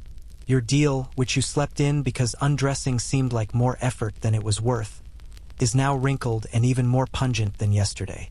You smell like horse and smoke and human, a combination that would send you straight to the shower in your previous life, but here just marks you as someone who's been doing the same work as everyone else. The coordinator moves past you with a wooden bowl, heading outside, and you realize that morning ablutions are probably happening and you're already behind schedule. You attempt to stand. Your legs have forgotten their primary function and need to be reminded through several false starts and some creative swearing that you keep internal. When you finally achieve vertical status, you shuffle walk toward the door because actual walking with a normal gait is beyond your current capabilities. You step over the threshold, remembering the taboo even in your addled state, and emerge into the cold morning air. The camp is awake. Not some people are stirring awake, But everyone is already working and you're the lazy one awake. Children are driving sheep toward grazing areas. Women are milking mares with the casual efficiency you failed to achieve yesterday. Men are checking horses, repairing tack, organizing the day's activities. And here you are, barely ambulatory, looking like you've been through a natural disaster when everyone else looks ready to conquer another chunk of Asia. A mainstream historical fact that's hitting you with new force. The Mongol military's ability to function on minimal sleep and maintain operational tempo for weeks was built on this daily foundation. Warriors grew up in camps where dawn meant immediate work, where rest was something you did while riding or in brief intervals between tasks, where being soft or slow could literally mean death when winter came or enemies attacked. They didn't train for this lifestyle, they lived it from birth. You're discovering what people who haven't lived it feel like when they try. Broken. There's a communal washing area, basically a leather trough with water that's so cold it probably has ice crystals forming at the edges. People are splashing their faces, rinsing hands, doing the bare minimum hygiene that prevents total collapse into filth. You approach the trough and steel yourself. The water is exactly as cold as you feared, maybe colder, and splashing it on your face produces a shock that's almost as effective as coffee. Almost. You'd still sell a kidney for actual coffee, but the cold water at least convinces your brain that consciousness is happening whether it likes it or not. Your hands are developing blisters from yesterday's work. Reins, rope, felt making, carrying rough wooden poles. The cold water stings the raw patches, and you realize you're going to need to do all of today's tasks with hands that are already damaged. There's no hand lotion here, no bandages, no taking a day off to let them heal. You'll wrap them in cloth if they get bad enough, but otherwise you'll just work through it because that's what everyone does. Complaining about blisters would be like complaining about breathing. It's just a fundamental condition of existence. Breakfast is happening in that same simultaneous multitasking way you witnessed yesterday. There's erag, of course, because apparently that's breakfast, lunch, dinner, and everything in between. There's also some leftover meat from last night, now cold and congealed with fat, but no less edible for it. And someone has prepared fresh arrowal, the dried milk curds that are becoming your new normal despite tasting like sour regret mixed with chewy disappointment. You chew mechanically, forcing calories into your body because you know what's coming. Another day of riding. Another 8 to 10 hours in the saddle, moving to new pasture or just maintaining the semi-nomadic pattern that keeps the livestock fed and the camp supplied. Your body is already protesting and you haven't even seen Grumpy yet. The horse is probably out there somewhere, judging you preemptively. Here's a quirky historical detail that becomes relevant. Mongol warriors sometimes went days eating nothing but arrowal and arag while on campaign, supplemented occasionally by blood drained from their horses' necks. Not enough to harm the horse, but enough to provide protein and iron. They called it living off the land. Though really they were living off their horses in a sustainable way that Western European armies couldn't replicate. Your modern digestive system, used to variety and processed foods and actual vegetables, is struggling with the monotony even as it acknowledges the efficiency. The coordinator appears. Of course she does. She's either never sleeping or has mastered the art of being in 3 places simultaneously, and gestures for you to help with loading pack animals. You nod and shuffle walk in that direction, your legs slowly remembering their function as blood flow increases and muscles warm up. It doesn't hurt less, exactly, but it hurts differently, in a way you can work through rather than being paralyzed by. The pack animals are already being assembled, and you're shown how to distribute weight properly across a camel's back. This is apparently a science. Too much weight on one side and the animal becomes unbalanced, leading to sores and eventually injury. Too much weight overall and you're being cruel and also inefficient because an injured camel is useless. The correct distribution requires understanding the animal's anatomy, the contents of each bundle, and how things will shift during travel. You have approximately none of this understanding, so mostly you hand things to people who know what they're doing and try not to drop anything. One of the camels decides it hates you specifically and attempts to bite your shoulder. You dodge, barely, and the handler laughs and says something in Mongolian that you're certain translates to, "The camel has excellent judgment of character." The camel makes its gurgling, complaining sound and fixes you with a stare that promises future vengeance. You make a mental note to avoid that particular camel for the rest of your time here, however long that might be. Grumpy is located among the horse herd, looking well-rested and completely unbothered by yesterday's journey. He probably slept better than you, ate better than you, and is generally in better condition for today's ride than you are. This feels unfair but also completely predictable. He sees you approaching and his ears flick back in what you interpret as recognition mixed with resignation. Like, oh good, the incompetent human is back. Saddling is easier the second day, or at least more familiar. Your hands know the motions even if they don't know them well. The leather is cold and stiff in the morning air, and you fumble with straps and buckles that Batu could probably secure blindfolded while standing on his head. But you manage it, and Grumpy tolerates your fumbling because apparently he's been assigned to you for the duration and has accepted this as his burden to bear. Mounting is a special kind of torture. Getting your leg up and over requires hip flexibility you no longer possess. Your inner thighs, still raw from yesterday, scream as they make contact with the saddle. Your tailbone settles onto the hard surface and sends pain signals so urgent you briefly see stars. You're mounted though, and that's what matters, even if you're sitting there gasping and trying not to whimper while 10-year-olds mount their horses in one fluid motion and look at you with curiosity about why the grown adult is struggling with basic tasks. Historians still argue whether Mongol saddles were actually more comfortable than Western designs, or whether Mongols were just conditioned to endure discomfort. But from your current position, the answer is clear. It's the latter. The saddle is functional, designed for endurance and practicality, but it's not comfortable in any sense that your modern body recognizes. You're going to spend another entire day on this thing, and your body is already filing grievances with whatever union represents abused muscle groups. The camp is packed, again, with that same efficiency that seems supernatural. What took 90 minutes yesterday takes maybe 70 today because everyone's practiced, because the setup was temporary anyway, because this is just what life is. The jares are bundled, the supplies are loaded, the livestock are gathered, and the entire mobile city is ready to move before the sun has fully cleared the horizon. A sharp whistle signals departure, and the column begins moving. Grumpy falls into line without requiring your input, because he knows this routine better than you know your own daily commute. You settle into the saddle. Well, settle is generous. You exist in the saddle in a state of managed discomfort, and try to find yesterday's rhythm, that point where you stopped fighting the movement and just endured it. The landscape is different this morning, or maybe it's the same and you're just noticing different details. There are wildflowers in the grass, tiny purple and yellow blooms that somehow survive in this harsh environment. A group of marmots watches the column pass, sitting upright near their burrows like furry sentinels.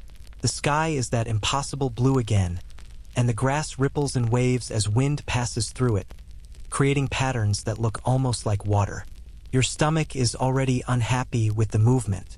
The breakfast you choked down, cold mutton, sour curds, fermented milk, is sloshing around in ways that suggest it's considering making a reappearance.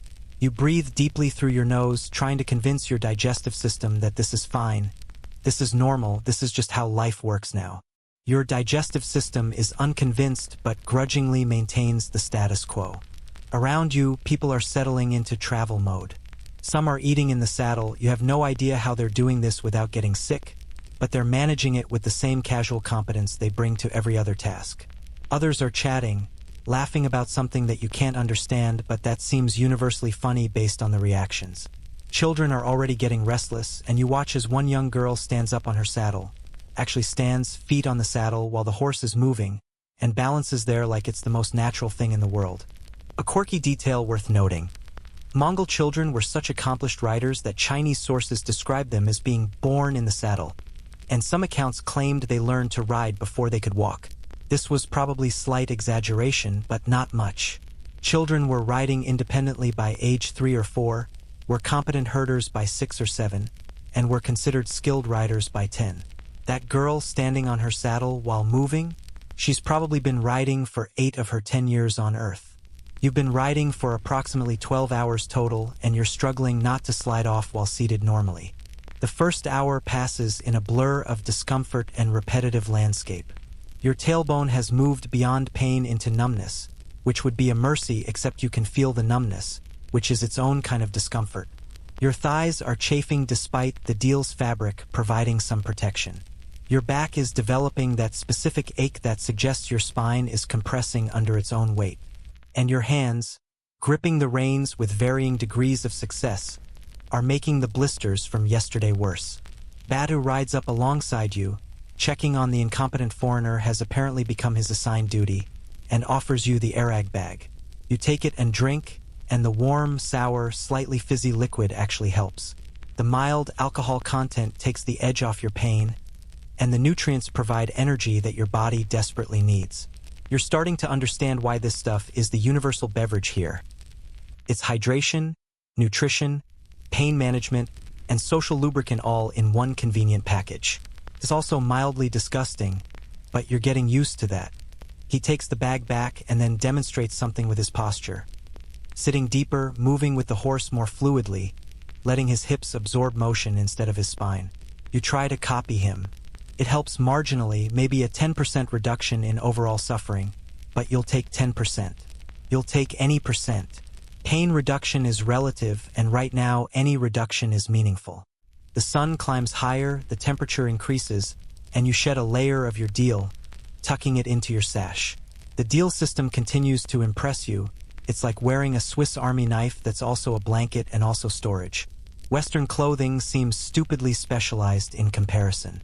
Why have separate jackets and pants and bags when you could have one garment that does everything? Around hour 3, something happens that you've been dreading. Grumpy needs to relieve himself, which he does without stopping or even slowing down. You're familiar with horses in general. Well, familiar is generous, but you know they exist and have seen them in media, but you've never considered the logistics of riding a horse that's actively urinating while moving. It's educational. It's also slightly horrifying. Grumpy continues walking, you continue sitting on him, and nature takes its course while you try very hard not to think about the spattering sounds or the warm spray that hopefully isn't reaching you but probably is. Welcome to nomadic life, where bathroom breaks don't exist for animals and barely exist for humans, and dignity is a luxury afforded to exactly no one. The column presses forward, relentless as yesterday, headed toward wherever the leadership has decided offers the best grazing or strategic position. You're just along for the ride, literally and figuratively, your body screaming and your mind starting to dissociate again into that pain acceptance space where suffering becomes ambient rather than acute. And it's only mid-morning. You have hours left to go. By hour 5, you've discovered something profoundly disturbing. Sweat patterns you didn't know were possible. There's the normal sweat from exertion and sun exposure, sure. But then there's saddle sweat.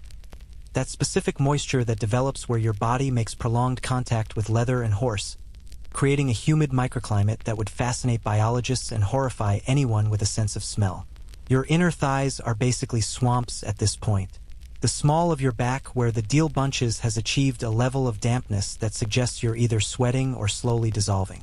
And somehow, impossibly, you're also dehydrated, your mouth dry and your lips starting to crack despite all the arag you've been consuming. The Mongols around you show no signs of similar discomfort. They're dry, comfortable, apparently immune to the physics of friction and heat. You're beginning to suspect they're actually a different species, Homo mongolicus, evolved specifically for horseback endurance and powered by fermented dairy products and sheer determination. Meanwhile, you're Homo modernus, optimized for climate-controlled environments and delivery food, and you're discovering that your evolutionary niche is very, very specific and very, very far from here. Grumpy has settled into what you're learning is his traveling pace. Steady, unbothered, occasionally adjusting his path to avoid rocks or holes that you didn't even notice. He's basically self-driving, which is fortunate because your contribution to the navigation process is approximately 0. Your hands are holding reins more out of tradition than function. Grumpy knows where he's going, he knows how to get there, and your opinions on the matter are neither solicited nor relevant. A mainstream historical fact that's becoming visceral. The Mongol postal system, the YAM, could cover 200 miles in a day using a relay system of horses and riders. Stations were positioned roughly 25 to 30 miles apart, and messengers would ride at full gallop between them, switch to a fresh horse, and continue. This system moved information across Asia faster than any communication network until the telegraph. The riders who staffed the system weren't superhuman. They were just Mongols with normal Mongol horsemanship and normal Mongol endurance. What seems impossible to you was their standard operating procedure. Your stomach gurgles ominously. The breakfast of cold meat and fermented milk is not sitting well with the constant jostling. You're starting to understand why the Mongol diet is so specific. These foods survive the movement, the temperature swings, the lack of refrigeration. Fresh vegetables would be bruised to pulp in your sash pouch. Bread would crumble. Anything delicate would be destroyed. But dried meat, tough as leather and stays that way. Fermented milk, already sour, can't go more sour. The diet isn't just about what's available, it's about what survives the lifestyle. A child rides past you. Can't be more than 6 years old. Eating what looks like a piece of dried cheese while simultaneously managing his pony with just his legs and engaging in a shoving match with another child on a neighboring pony. This is apparently normal behavior because nearby adults glance over, determine nobody's in actual danger, and go back to their own activities. The children are learning through play, how to maintain balance while distracted, how to control a horse without hands, how to engage in minor combat without falling off. It's education and entertainment and training all wrapped into one activity. You, by contrast, are using both hands to grip your saddle and are still convinced you're about to slide off if Grumpy makes any unexpected moves. The gap between their competence and yours is so vast that it's almost funny. Almost. It would be funnier if everything didn't hurt so much. The landscape has shifted subtly over the morning's ride. The grass is slightly different, shorter, maybe, or a different shade of green. There are more rocky outcroppings, suggesting you're approaching hillier terrain. In the distance, you can see what might be mountains, their peaks still snow-capped despite the season. The scale of everything out here breaks your brain. Those mountains look close but are probably 50 miles away. That hill that seems like a reasonable afternoon hike is probably a day's journey. Distance and perspective work differently when there are no trees or buildings or familiar reference points. Around hour 6, the column stops. Not for long, this isn't a lunch break in any meaningful sense, but enough for livestock to graze and people to stretch and relieve themselves behind whatever rocks or bushes are available, which in this case is a handful of scraggly shrubs that provide token privacy at best. You dismount in a barely controlled fall, your legs buckling the moment they're asked to support your weight. You catch yourself on Grumpy's side, and he tolerates this indignity with the patience of a saint or possibly complete indifference to your existence. Standing upright after 6 hours in the saddle is an experience. Your hips feel like they've been replaced with rusty hinges. Your knees make cracking sounds that suggest you've aged 40 years overnight. And your tailbone, your faithful companion in suffering, has progressed beyond numbness into something that might be nerve damage. You shuffle walk toward the shrubs, moving like you're 90 years old with advanced arthritis, and handle your necessities with hands that shake from fatigue. The coordinator materializes beside you as you're adjusting your deal, because apparently she's capable of teleportation in addition to her other superhuman abilities. She offers you what looks like a leather flask. Not Arag this time, but actual water, which tastes like it came from the stream you crossed an hour ago and has a slight mineral taste but is still the best thing you've consumed all day. You drink greedily, and she makes a motion that suggests you should slow down, that drinking too fast after exertion leads to stomach upset. You slow down grudgingly because she's right, but also because your body is currently making decisions without consulting your brain. She says something in Mongolian and gestures at your hands, which you realize are bleeding slightly where the blisters have popped. This is apparently unacceptable because she produces a small leather pouch and extracts what looks like animal fat mixed with some kind of plant matter. She rubs it on your hands with motions that are efficient rather than gentle, and it stings like hell but also immediately feels better, like the wound is being sealed and soothed simultaneously. This is Mongol medicine, practical, portable, made from available resources, and effective enough to keep a warrior functional even after injury. Historians still argue about the specific medical knowledge the Mongols possessed, but they definitely had practical treatments for common injuries. Burns, cuts, saddle sores, frostbite. They used animal fats as healing salves, herbs for infection prevention, and even had basic surgical techniques for battlefield injuries. The mixture on your hands is probably sheep fat mixed with some steppe plant that has antibacterial properties. It smells terrible, but it works, which is basically the Mongol approach to everything. The coordinator wraps your hands in thin cloth strips, securing them with knots that won't come loose during riding. Your hands now look like you're cosplaying as a boxer, but they're protected, and that's what matters.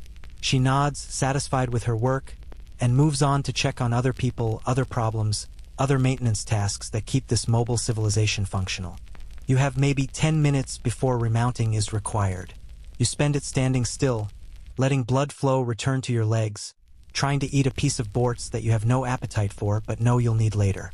The meat is impossible to chew with your exhausted jaw, so you just let it sit in your mouth, slowly softening with saliva, while you stare at the horizon and contemplate your life choices.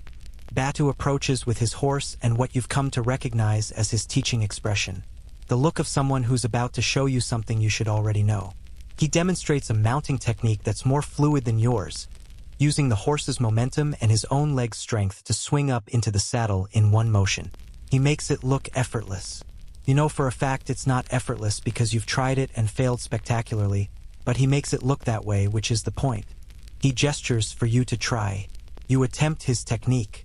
Your body, which is held together at this point by spite and wrapped blisters, refuses to cooperate fully. But you do manage a slightly less awkward mount than your usual fall into the saddle approach, and Batu nods approval. Small improvements. You'll take them. The column reforms with the same efficiency that characterizes everything here. Nobody's checking watches or phones or asking, "Are we ready?" People just know when it's time to move, some combination of internal clock and social awareness that you completely lack. You're still chewing your bortz when Grumpy starts walking, rejoining the flow without requiring your input. You swallow hastily, nearly choking, and resign yourself to another 4 or 5 hours of this. Your wrapped hands actually make holding the reins slightly easier, the cloth providing padding between raw skin and leather. This is a revelation. You could have wrapped your hands yesterday if you'd known, could have prevented some of this damage. But you didn't know because nobody told you, because in Mongol society you're expected to either know basic survival skills or learn them through painful experience. There's no instruction manual, no orientation packet, no helpful guide titled Nomadic Herding for Complete Idiots. There's just doing and failing and hopefully improving before the steppe kills you.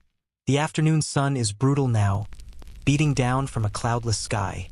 You've shed another layer of your deal, and you're considering shedding more, but you've also seen how quickly sunburn happens out here and how painful sunburned thighs would be in a saddle. The deal, despite being hot, is protection.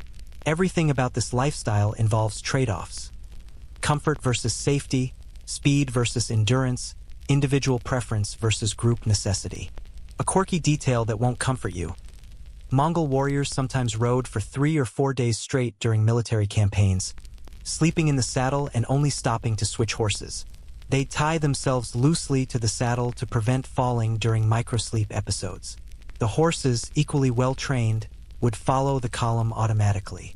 This allowed Mongol armies to appear seemingly out of nowhere, having covered distances that enemies thought impossible in the available time. You can't imagine staying conscious for another hour, much less 3 days. Your mind starts wandering around hour 7, fatigue and pain and the repetitive landscape creating a kind of trance state. You think about your previous life, your apartment with its couch and coffee maker and climate control, your job with its ergonomic chair and lunch breaks and weekends, your problems that seemed significant but were really just variations on, "I'm mildly uncomfortable." You had no idea what discomfort meant. You had no framework for understanding what humans are actually capable of enduring when endurance is required rather than optional. The Mongols aren't superhuman. That's the thing you're slowly understanding. They're just humans who've been conditioned from birth to live this way, who've never known an alternative where rest is abundant and comfort is default. They're running the human operating system on its original settings, designed for persistence hunting and migration and survival in hostile environments. You're running the same operating system but with modern updates that prioritized comfort and efficiency over raw endurance.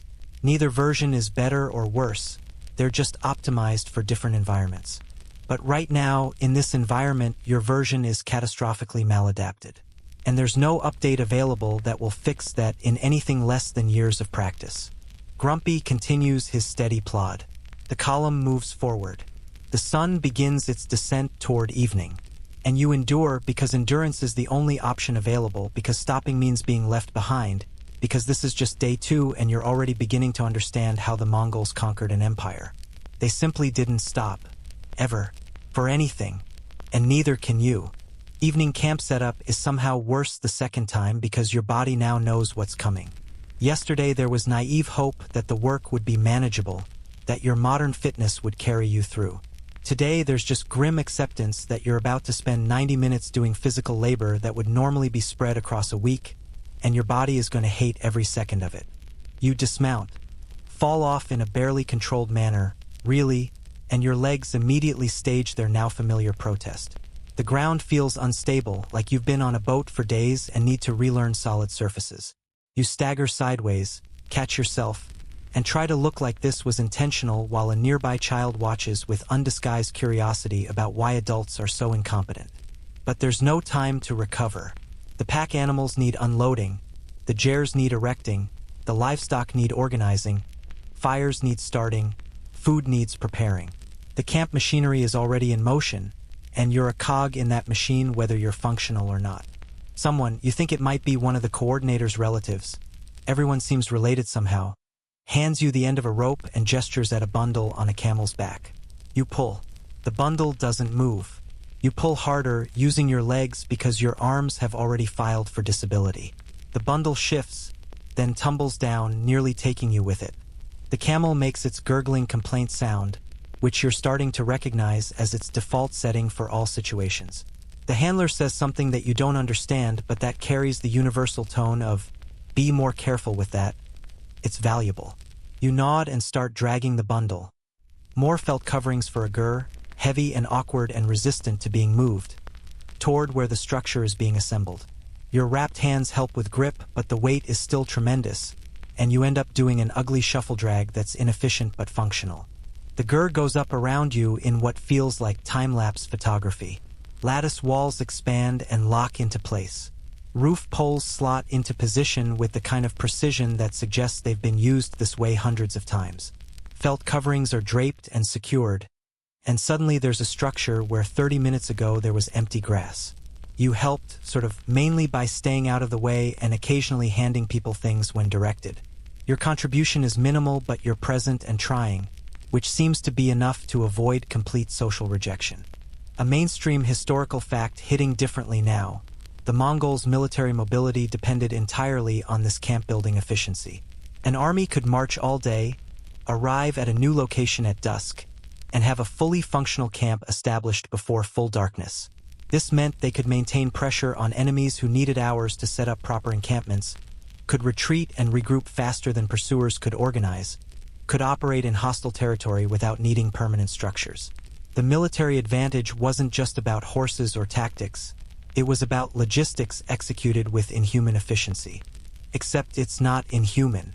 It's very human. It's just humans who've practiced this exact routine thousands of times, who learned it as children, who can do it exhausted and cold and under threat because they've never known an alternative. You're the inhuman one here, a strange creature from a world where structures stay put and comfort is assumed and physical labor is something you pay other people to do. The fire gets started with the usual dry dung, and you're assigned to keep it fed while other tasks happen around you. This is good. This is a task you can handle without comprehensive failure. You add argle patties, maintain the flame, and try not to think too hard about the fact that you're burning feces for fuel. It works, it's renewable, it's what's available. Function over aesthetics. Survival over squeamishness. Your stomach is making demands now, and they're not polite requests. You've been running on dried meat, fermented milk, and adrenaline for 2 days, and your digestive system is filing formal complaints about the working conditions. There's a specific kind of hunger that comes from extreme exertion. Not the "I skipped lunch" hunger of your previous life, but a cellular-level demand for calories that feels almost desperate. Your body knows it's operating at a deficit, and it wants that deficit corrected immediately. Dinner preparation begins, and it's another variation on the eternal theme. There's mutton, always mutton, sheep are the currency and food supply of this world, being butchered with the kind of casual efficiency that suggests the person doing it has performed this task 10,000 times. Every part of the animal is being used. The meat, obviously. The fat, rendered for cooking and medicinal purposes. The organs, consumed fresh because they spoil quickly and are nutritionally dense. The blood, collected for sausage or immediate consumption. The bones, to be boiled for broth or saved for tool making. the skin to be tanned for leather. Nothing is wasted because waste is a luxury nobody can afford. You watch the butchering process with a mixture of fascination and queasiness. In your previous life, meat came in plastic-wrapped portions from supermarket refrigerators, its origin carefully obscured. Here, there's no obscuring. That was a living sheep an hour ago, and now it's being systematically transformed into resources. The person butchering doesn't seem emotional about it. It's just work, necessary and routine. The Mongols aren't cruel to their animals, but they're also not sentimental. Animals are resources, valuable and respected, but ultimately consumable. Someone hands you a piece of liver, still warm, and gestures that you should eat it. Fresh organ meat is prized here. It's rich in vitamins and nutrients that are scarce in a diet heavy on dried foods. You look at the liver, this warm slice of very recently living tissue, and your modern sensibilities recoil. But you're also desperately hungry, and everyone is watching to see what you'll do, and refusing seems like a cultural misstep you can't afford. You eat the liver.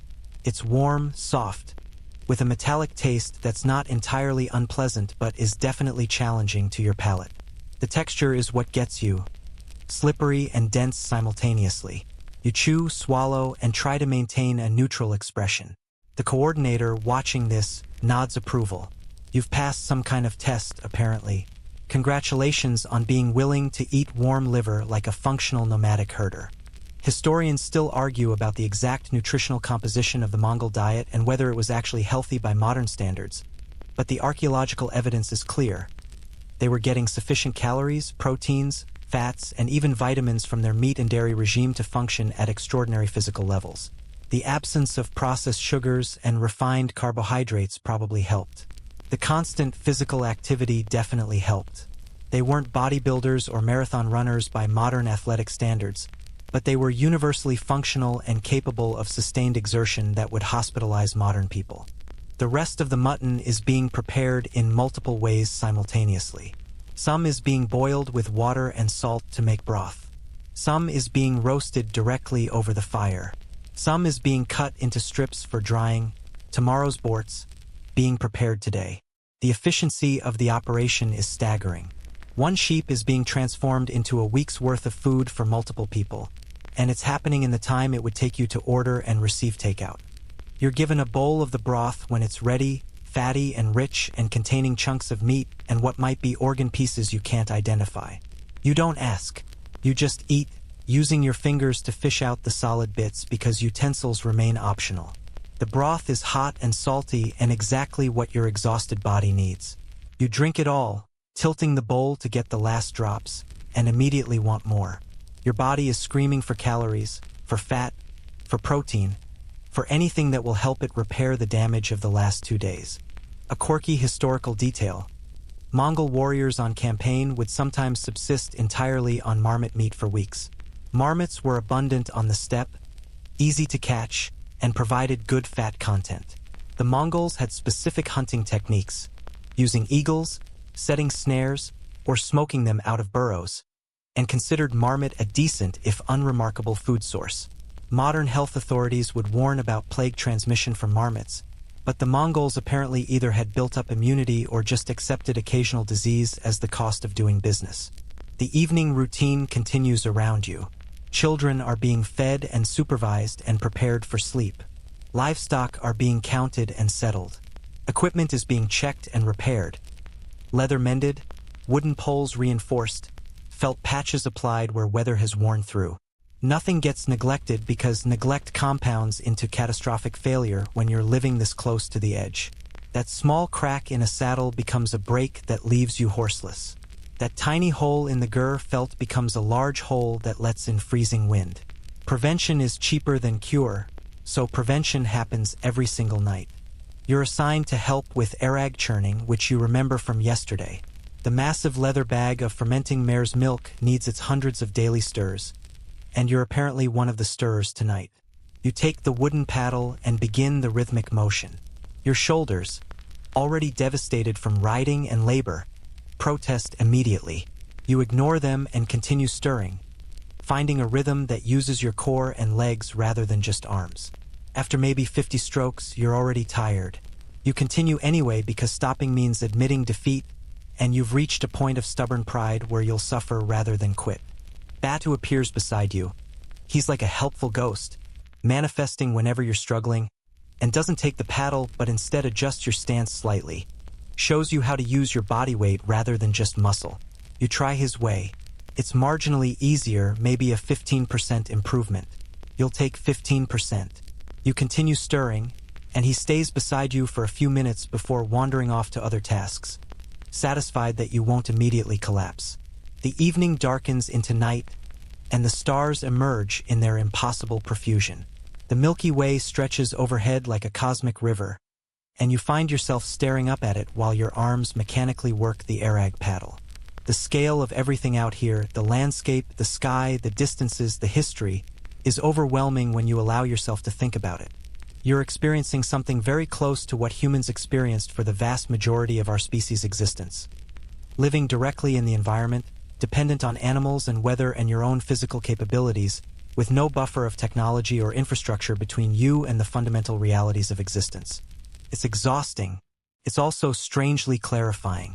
All the things that seemed important in your previous life, career advancement, social media, minor conveniences, aesthetic preferences, are revealed as the luxuries they actually are. Here, what matters is, can you ride? Can you work?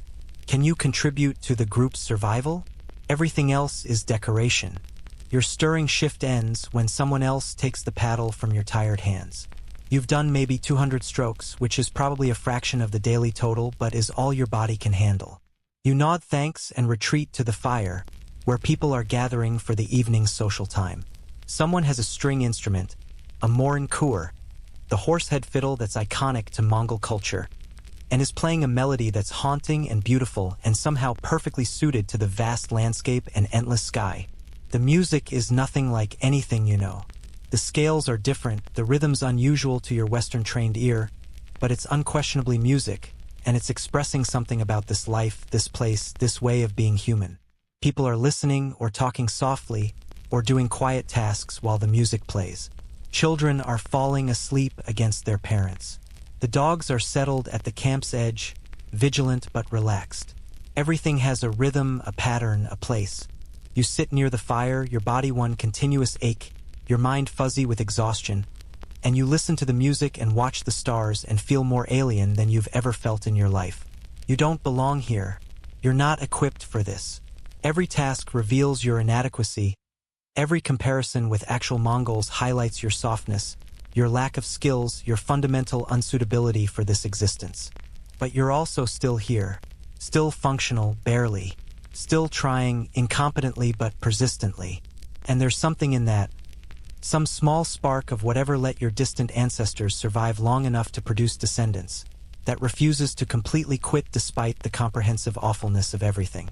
The coordinator approaches and gestures toward a GR sleep time. You stand with the usual difficulty, shuffle toward the designated sleeping space, duck inside, and collapse onto your felt mat. Around you, people are settling in, arranging children, checking that everything needed for tomorrow is prepared. The fire is banked to coals. The dogs take up their night watch positions. The camp quiets to the background rustle of hundreds of living things existing in close proximity. You close your eyes, and sleep comes faster than yesterday, exhaustion overriding even the discomfort of the hard ground and your body's litany of complaints. Your last conscious thought is simpler than yesterday's. Tomorrow will be the same, and the day after, and the day after that. This is just life here, and somehow, impossibly, people thrive. Dawn on the third day arrives with a cold that feels personal, like the steppe itself has decided you specifically need to suffer more.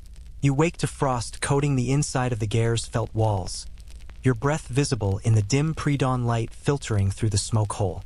Your body has progressed beyond mere pain into a state you can only describe as comprehensive structural failure. Every joint feels calcified. Your muscles have the consistency of dry jerky. And when you try to sit up, your back refuses to bend in the middle, forcing you to roll sideways and lever yourself upright using your arms like some kind of defective construction crane. Around you, people are already moving with their usual infuriating efficiency. The coordinator is rekindling the fire with hands that apparently don't feel cold. Children are dressing and preparing for the day's tasks without the whining or negotiations that you associate with getting kids ready for anything. An elderly woman is already heading outside, moving stiffly but steadily, to begin her morning routine. And you're sitting here feeling like you've aged 70 years overnight and acquired several disabilities in the process. You stand eventually, through sheer willpower and the knowledge that lying here won't make anything better. Your feet hit the ground and your legs tremble but hold. Small victories. You're still vertical, still conscious, still technically functional in the loosest possible definition of that word. You shuffle toward the door, remember to step over the threshold, and emerge into a morning so cold that the inside of your nose freezes on the first inhale. The camp is already alive with activity, but there's something different about today's energy. People are moving with a particular purposefulness that suggests something unusual is happening. You catch fragments of conversation, meaningless to your non-Mongolian ears, but the tone suggests excitement or anticipation. Badu appears beside you. Seriously, the kid has a sixth sense for when you're confused, and through gestures and broken communication attempts, you gather that today isn't a normal migration day. Today, there's something else happening. Hunting, maybe? A gathering of some kind? You can't quite parse it, but it's definitely not the routine you've suffered through for the past 2 days. A mainstream historical fact suddenly relevant. The Mongol society wasn't just about herding and migration. There were communal hunts, massive coordinated events called nurge where dozens or hundreds of riders would form a huge circle spanning miles, gradually tightening it to drive game toward the center where they could be harvested. These hunts served multiple purposes. They provided meat, they trained warriors in coordinated military maneuvers, and they reinforced social bonds through collective effort. The skills used in a nurge hunt, communication, formation riding, tactical encirclement, were exactly the skills used in Mongol military campaigns. You're about to participate in one of these hunts, you realize with dawning horror. You, who can barely stay on a horse during normal riding, are going to attempt coordinated hunting maneuvers. This is going to be spectacular in the worst possible way. But first, breakfast, which remains the same uninspired combination of arag and dried meat and whatever dairy products happen to be available. You chew mechanically, forcing calories into your protesting stomach, while watching preparations accelerate around you. Horses are being saddled with particular care. Gear checked, weapons loaded, everything secured for extended riding that might involve speed and sudden maneuvers. Men and older boys are checking their bows, counting arrows, testing strings. This isn't casual hunting. This is a major operation. The coordinator approaches with your deal and gestures for you to wrap up warm. You're going to be out for most of the day, she conveys through mime and tone, and the weather could turn harsh. You layer up, wrapping yourself until you look like a felt-covered sausage, but at least you'll be warm. Warmth is relative, of course. You'll still be cold, just less likely to develop frostbite. Progress. Grumpy is brought to you, already saddled by someone who actually knows what they're doing. He looks at you with his usual resigned expression, like he knows today is going to test both your limits and his patience. You mount, still awkwardly, still painfully, but with slightly more competence than day one, and settle into the saddle that has become your nemesis and constant companion.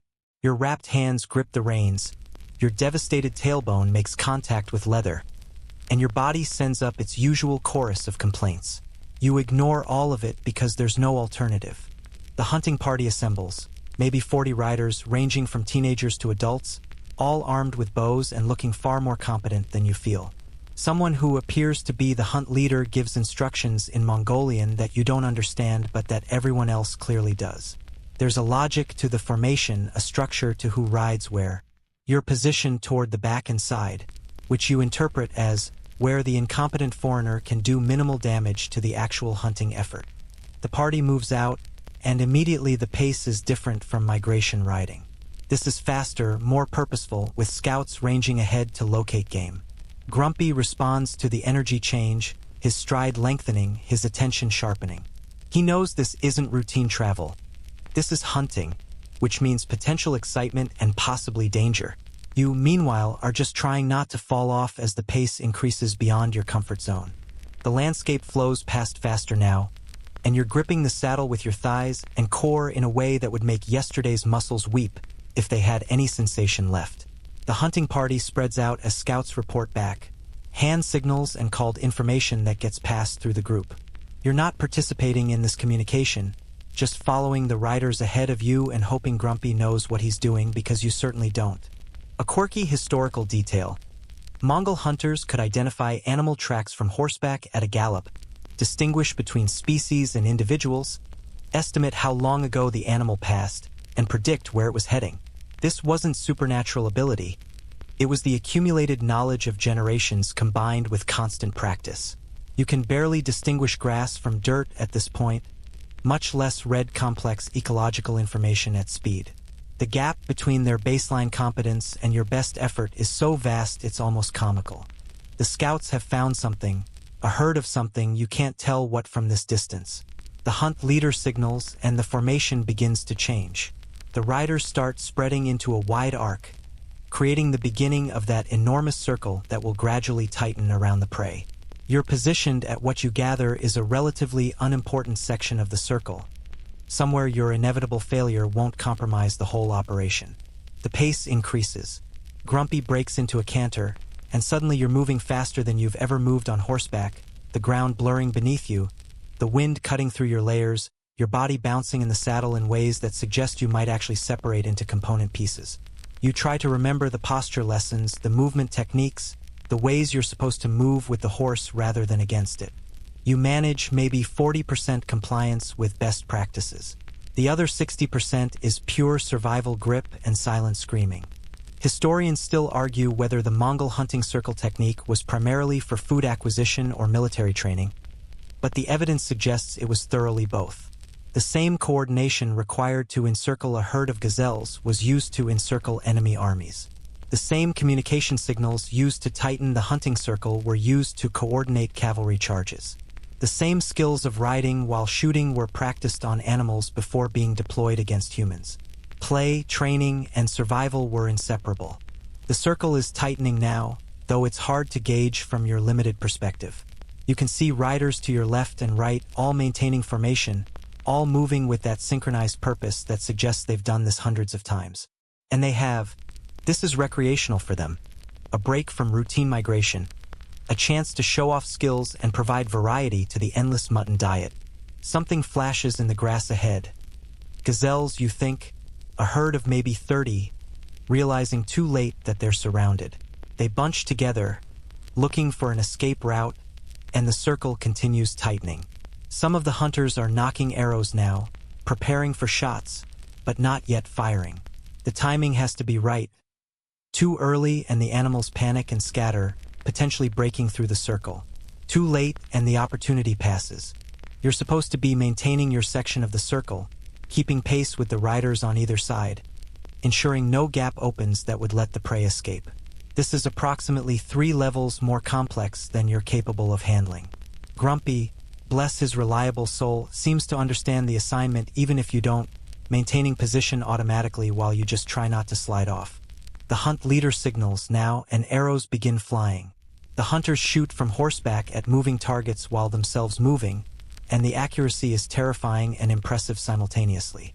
Several gazelles fall immediately, clean shots that drop them instantly. Others scatter, racing toward perceived gaps in the circle, but the formation holds. More arrows fly, more animals fall. It's efficient, brutal, and completely necessary for the camp's survival. You're not shooting, you don't even have a bow, and everyone seems to have silently agreed that giving you a weapon during this chaos would be criminally negligent. Your job is just to maintain formation, and you're barely managing that as Grumpy adjusts his position to compensate for the circling maneuver and the other riders' movements. You're a passenger on a horse who's doing all the actual work, and you're fine with that arrangement. The hunt concludes quickly, maybe 15 minutes from circle formation to final arrow.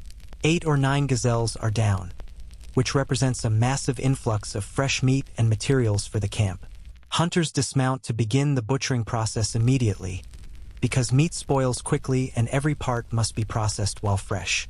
You dismount too, more controlled fall than dismount, but you stay upright afterward, so you're counting it as success. The butchering is a group effort, hunters working in practice teams to skin and section the animals. The hides will be tanned for leather.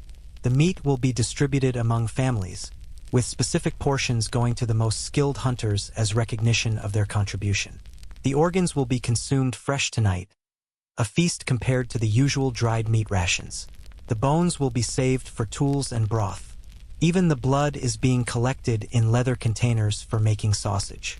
You help where you can, which mostly means holding things while competent people do actual work. Someone hands you a liver, fresh, warm, still steaming liver, and you eat it without hesitation this time. You've learned. Fresh organ meat is a gift, nutritionally dense and prized. Your modern squeamishness about eating organs has been thoroughly beaten out of you by 3 days of constant hunger and exhaustion. The processed gazelle meat is loaded onto pack horses, and the hunting party begins the journey back to camp. The pace is slower now, celebratory, with people laughing and recounting particularly good shots or funny moments.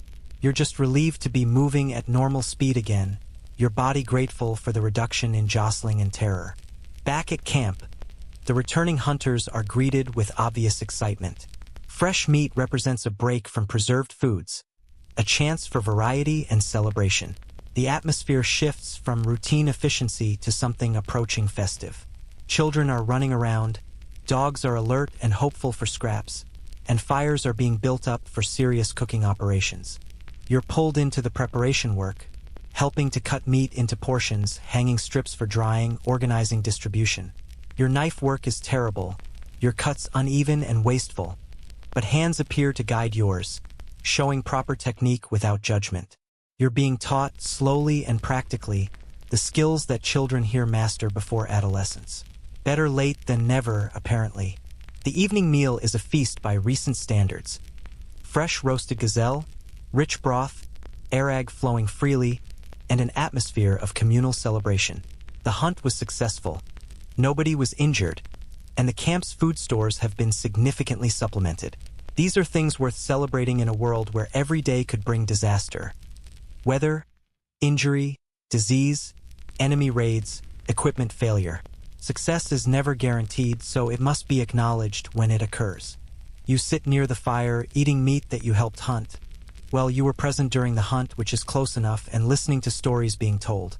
You don't understand the words, but you understand the structure. Exaggeration for comedy, dramatic pauses for suspense, group participation where everyone knows the good parts.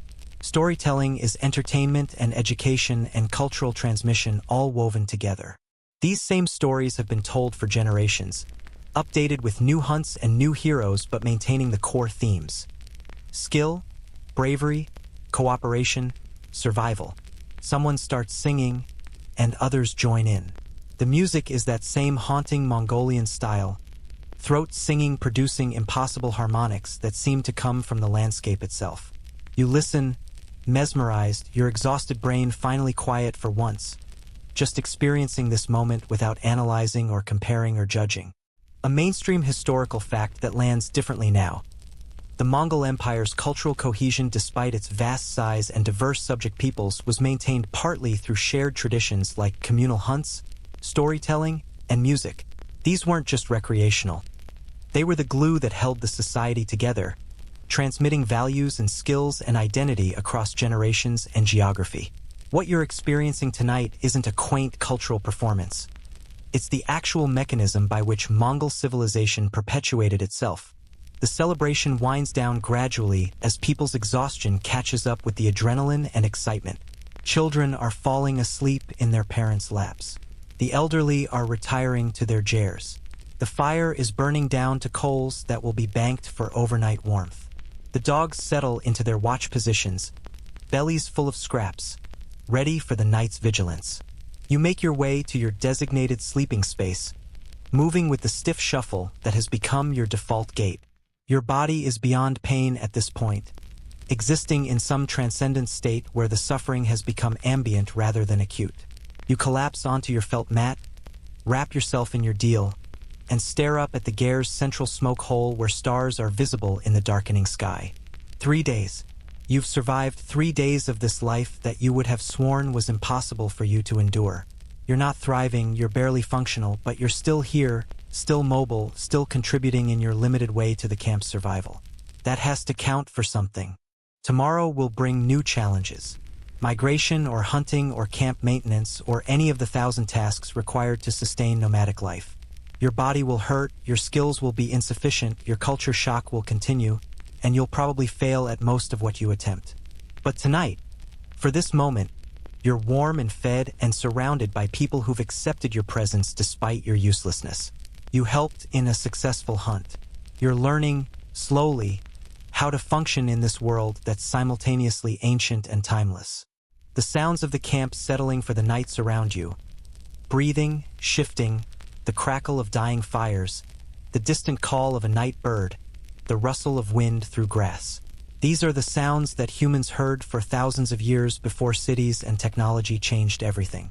These are the sounds of life lived directly, without buffers or interfaces, in immediate relationship with the environment and each other. You close your eyes, feeling sleep approaching with the same relentless inevitability that characterizes everything in this life. There are no choices here, not really, just responding to necessity, adapting or failing, surviving or succumbing. And as consciousness fades, as your exhausted body finally shuts down for the night, you think, tomorrow I'll probably get back on that horse. Tomorrow I'll probably keep trying. Tomorrow I'll probably survive another day in this impossible place. 'Cause really, what else is there to do?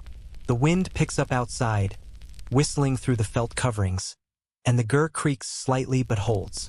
Everything here is built to withstand pressure, to flex without breaking, to endure conditions that would destroy lesser structures.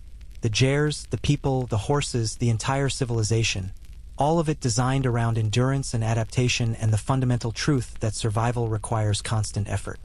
You're learning that truth the hard way, one painful day at a time, one failed task after another, slowly building the thinnest shell of competence over your modern incompetence.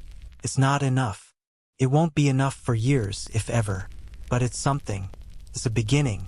And on the steppe, in this life, beginnings are what you build everything else on. The last conscious thought that drifts through your mind is surprisingly peaceful. Maybe I'm tougher than I thought. Maybe humans are tougher than we remember in our comfortable modern lives.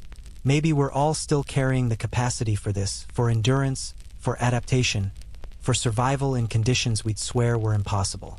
Maybe we just forgot. But the steppe remembers. The horses remember.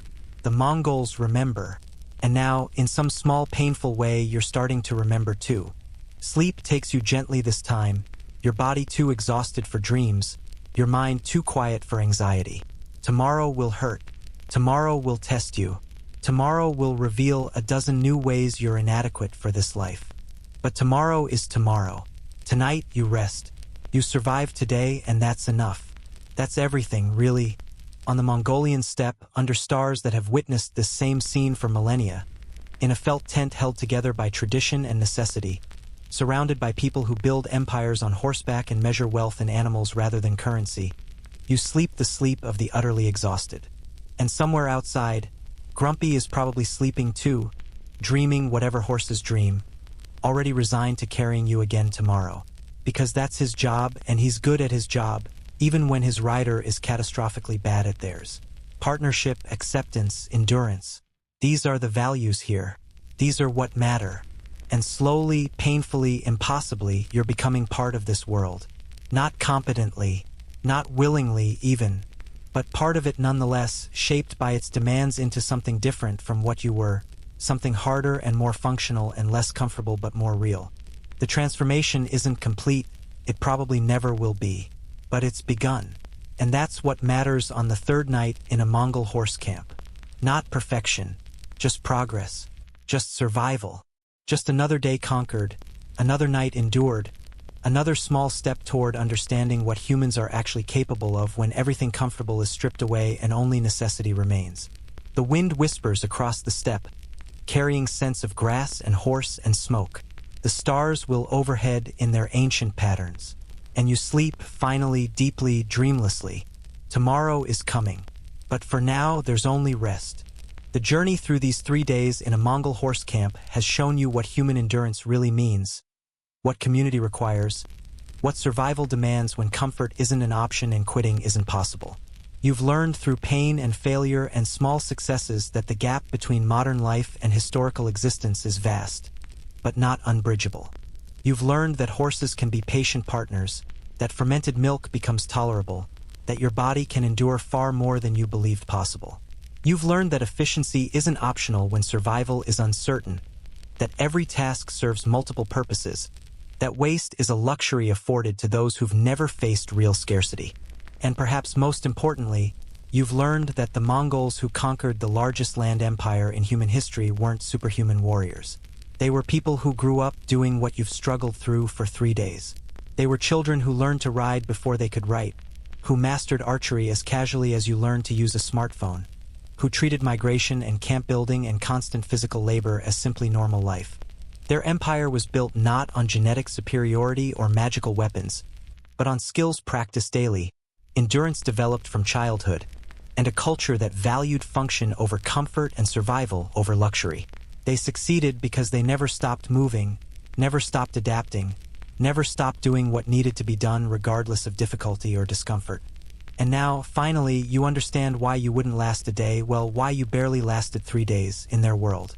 Not because it's impossible, but because it requires a lifetime of conditioning you simply don't have. Because it demands skills you've never needed to develop. Because it operates on principles your modern life has let you forget. But you also understand something else. That capacity is still there, buried under layers of comfort and convenience. That humans, all humans, carry the genetic heritage of ancestors who survived worse conditions than this. That given enough time and necessity, you could adapt. You could learn. You could survive. You'd just rather not have to. And honestly, that's fair.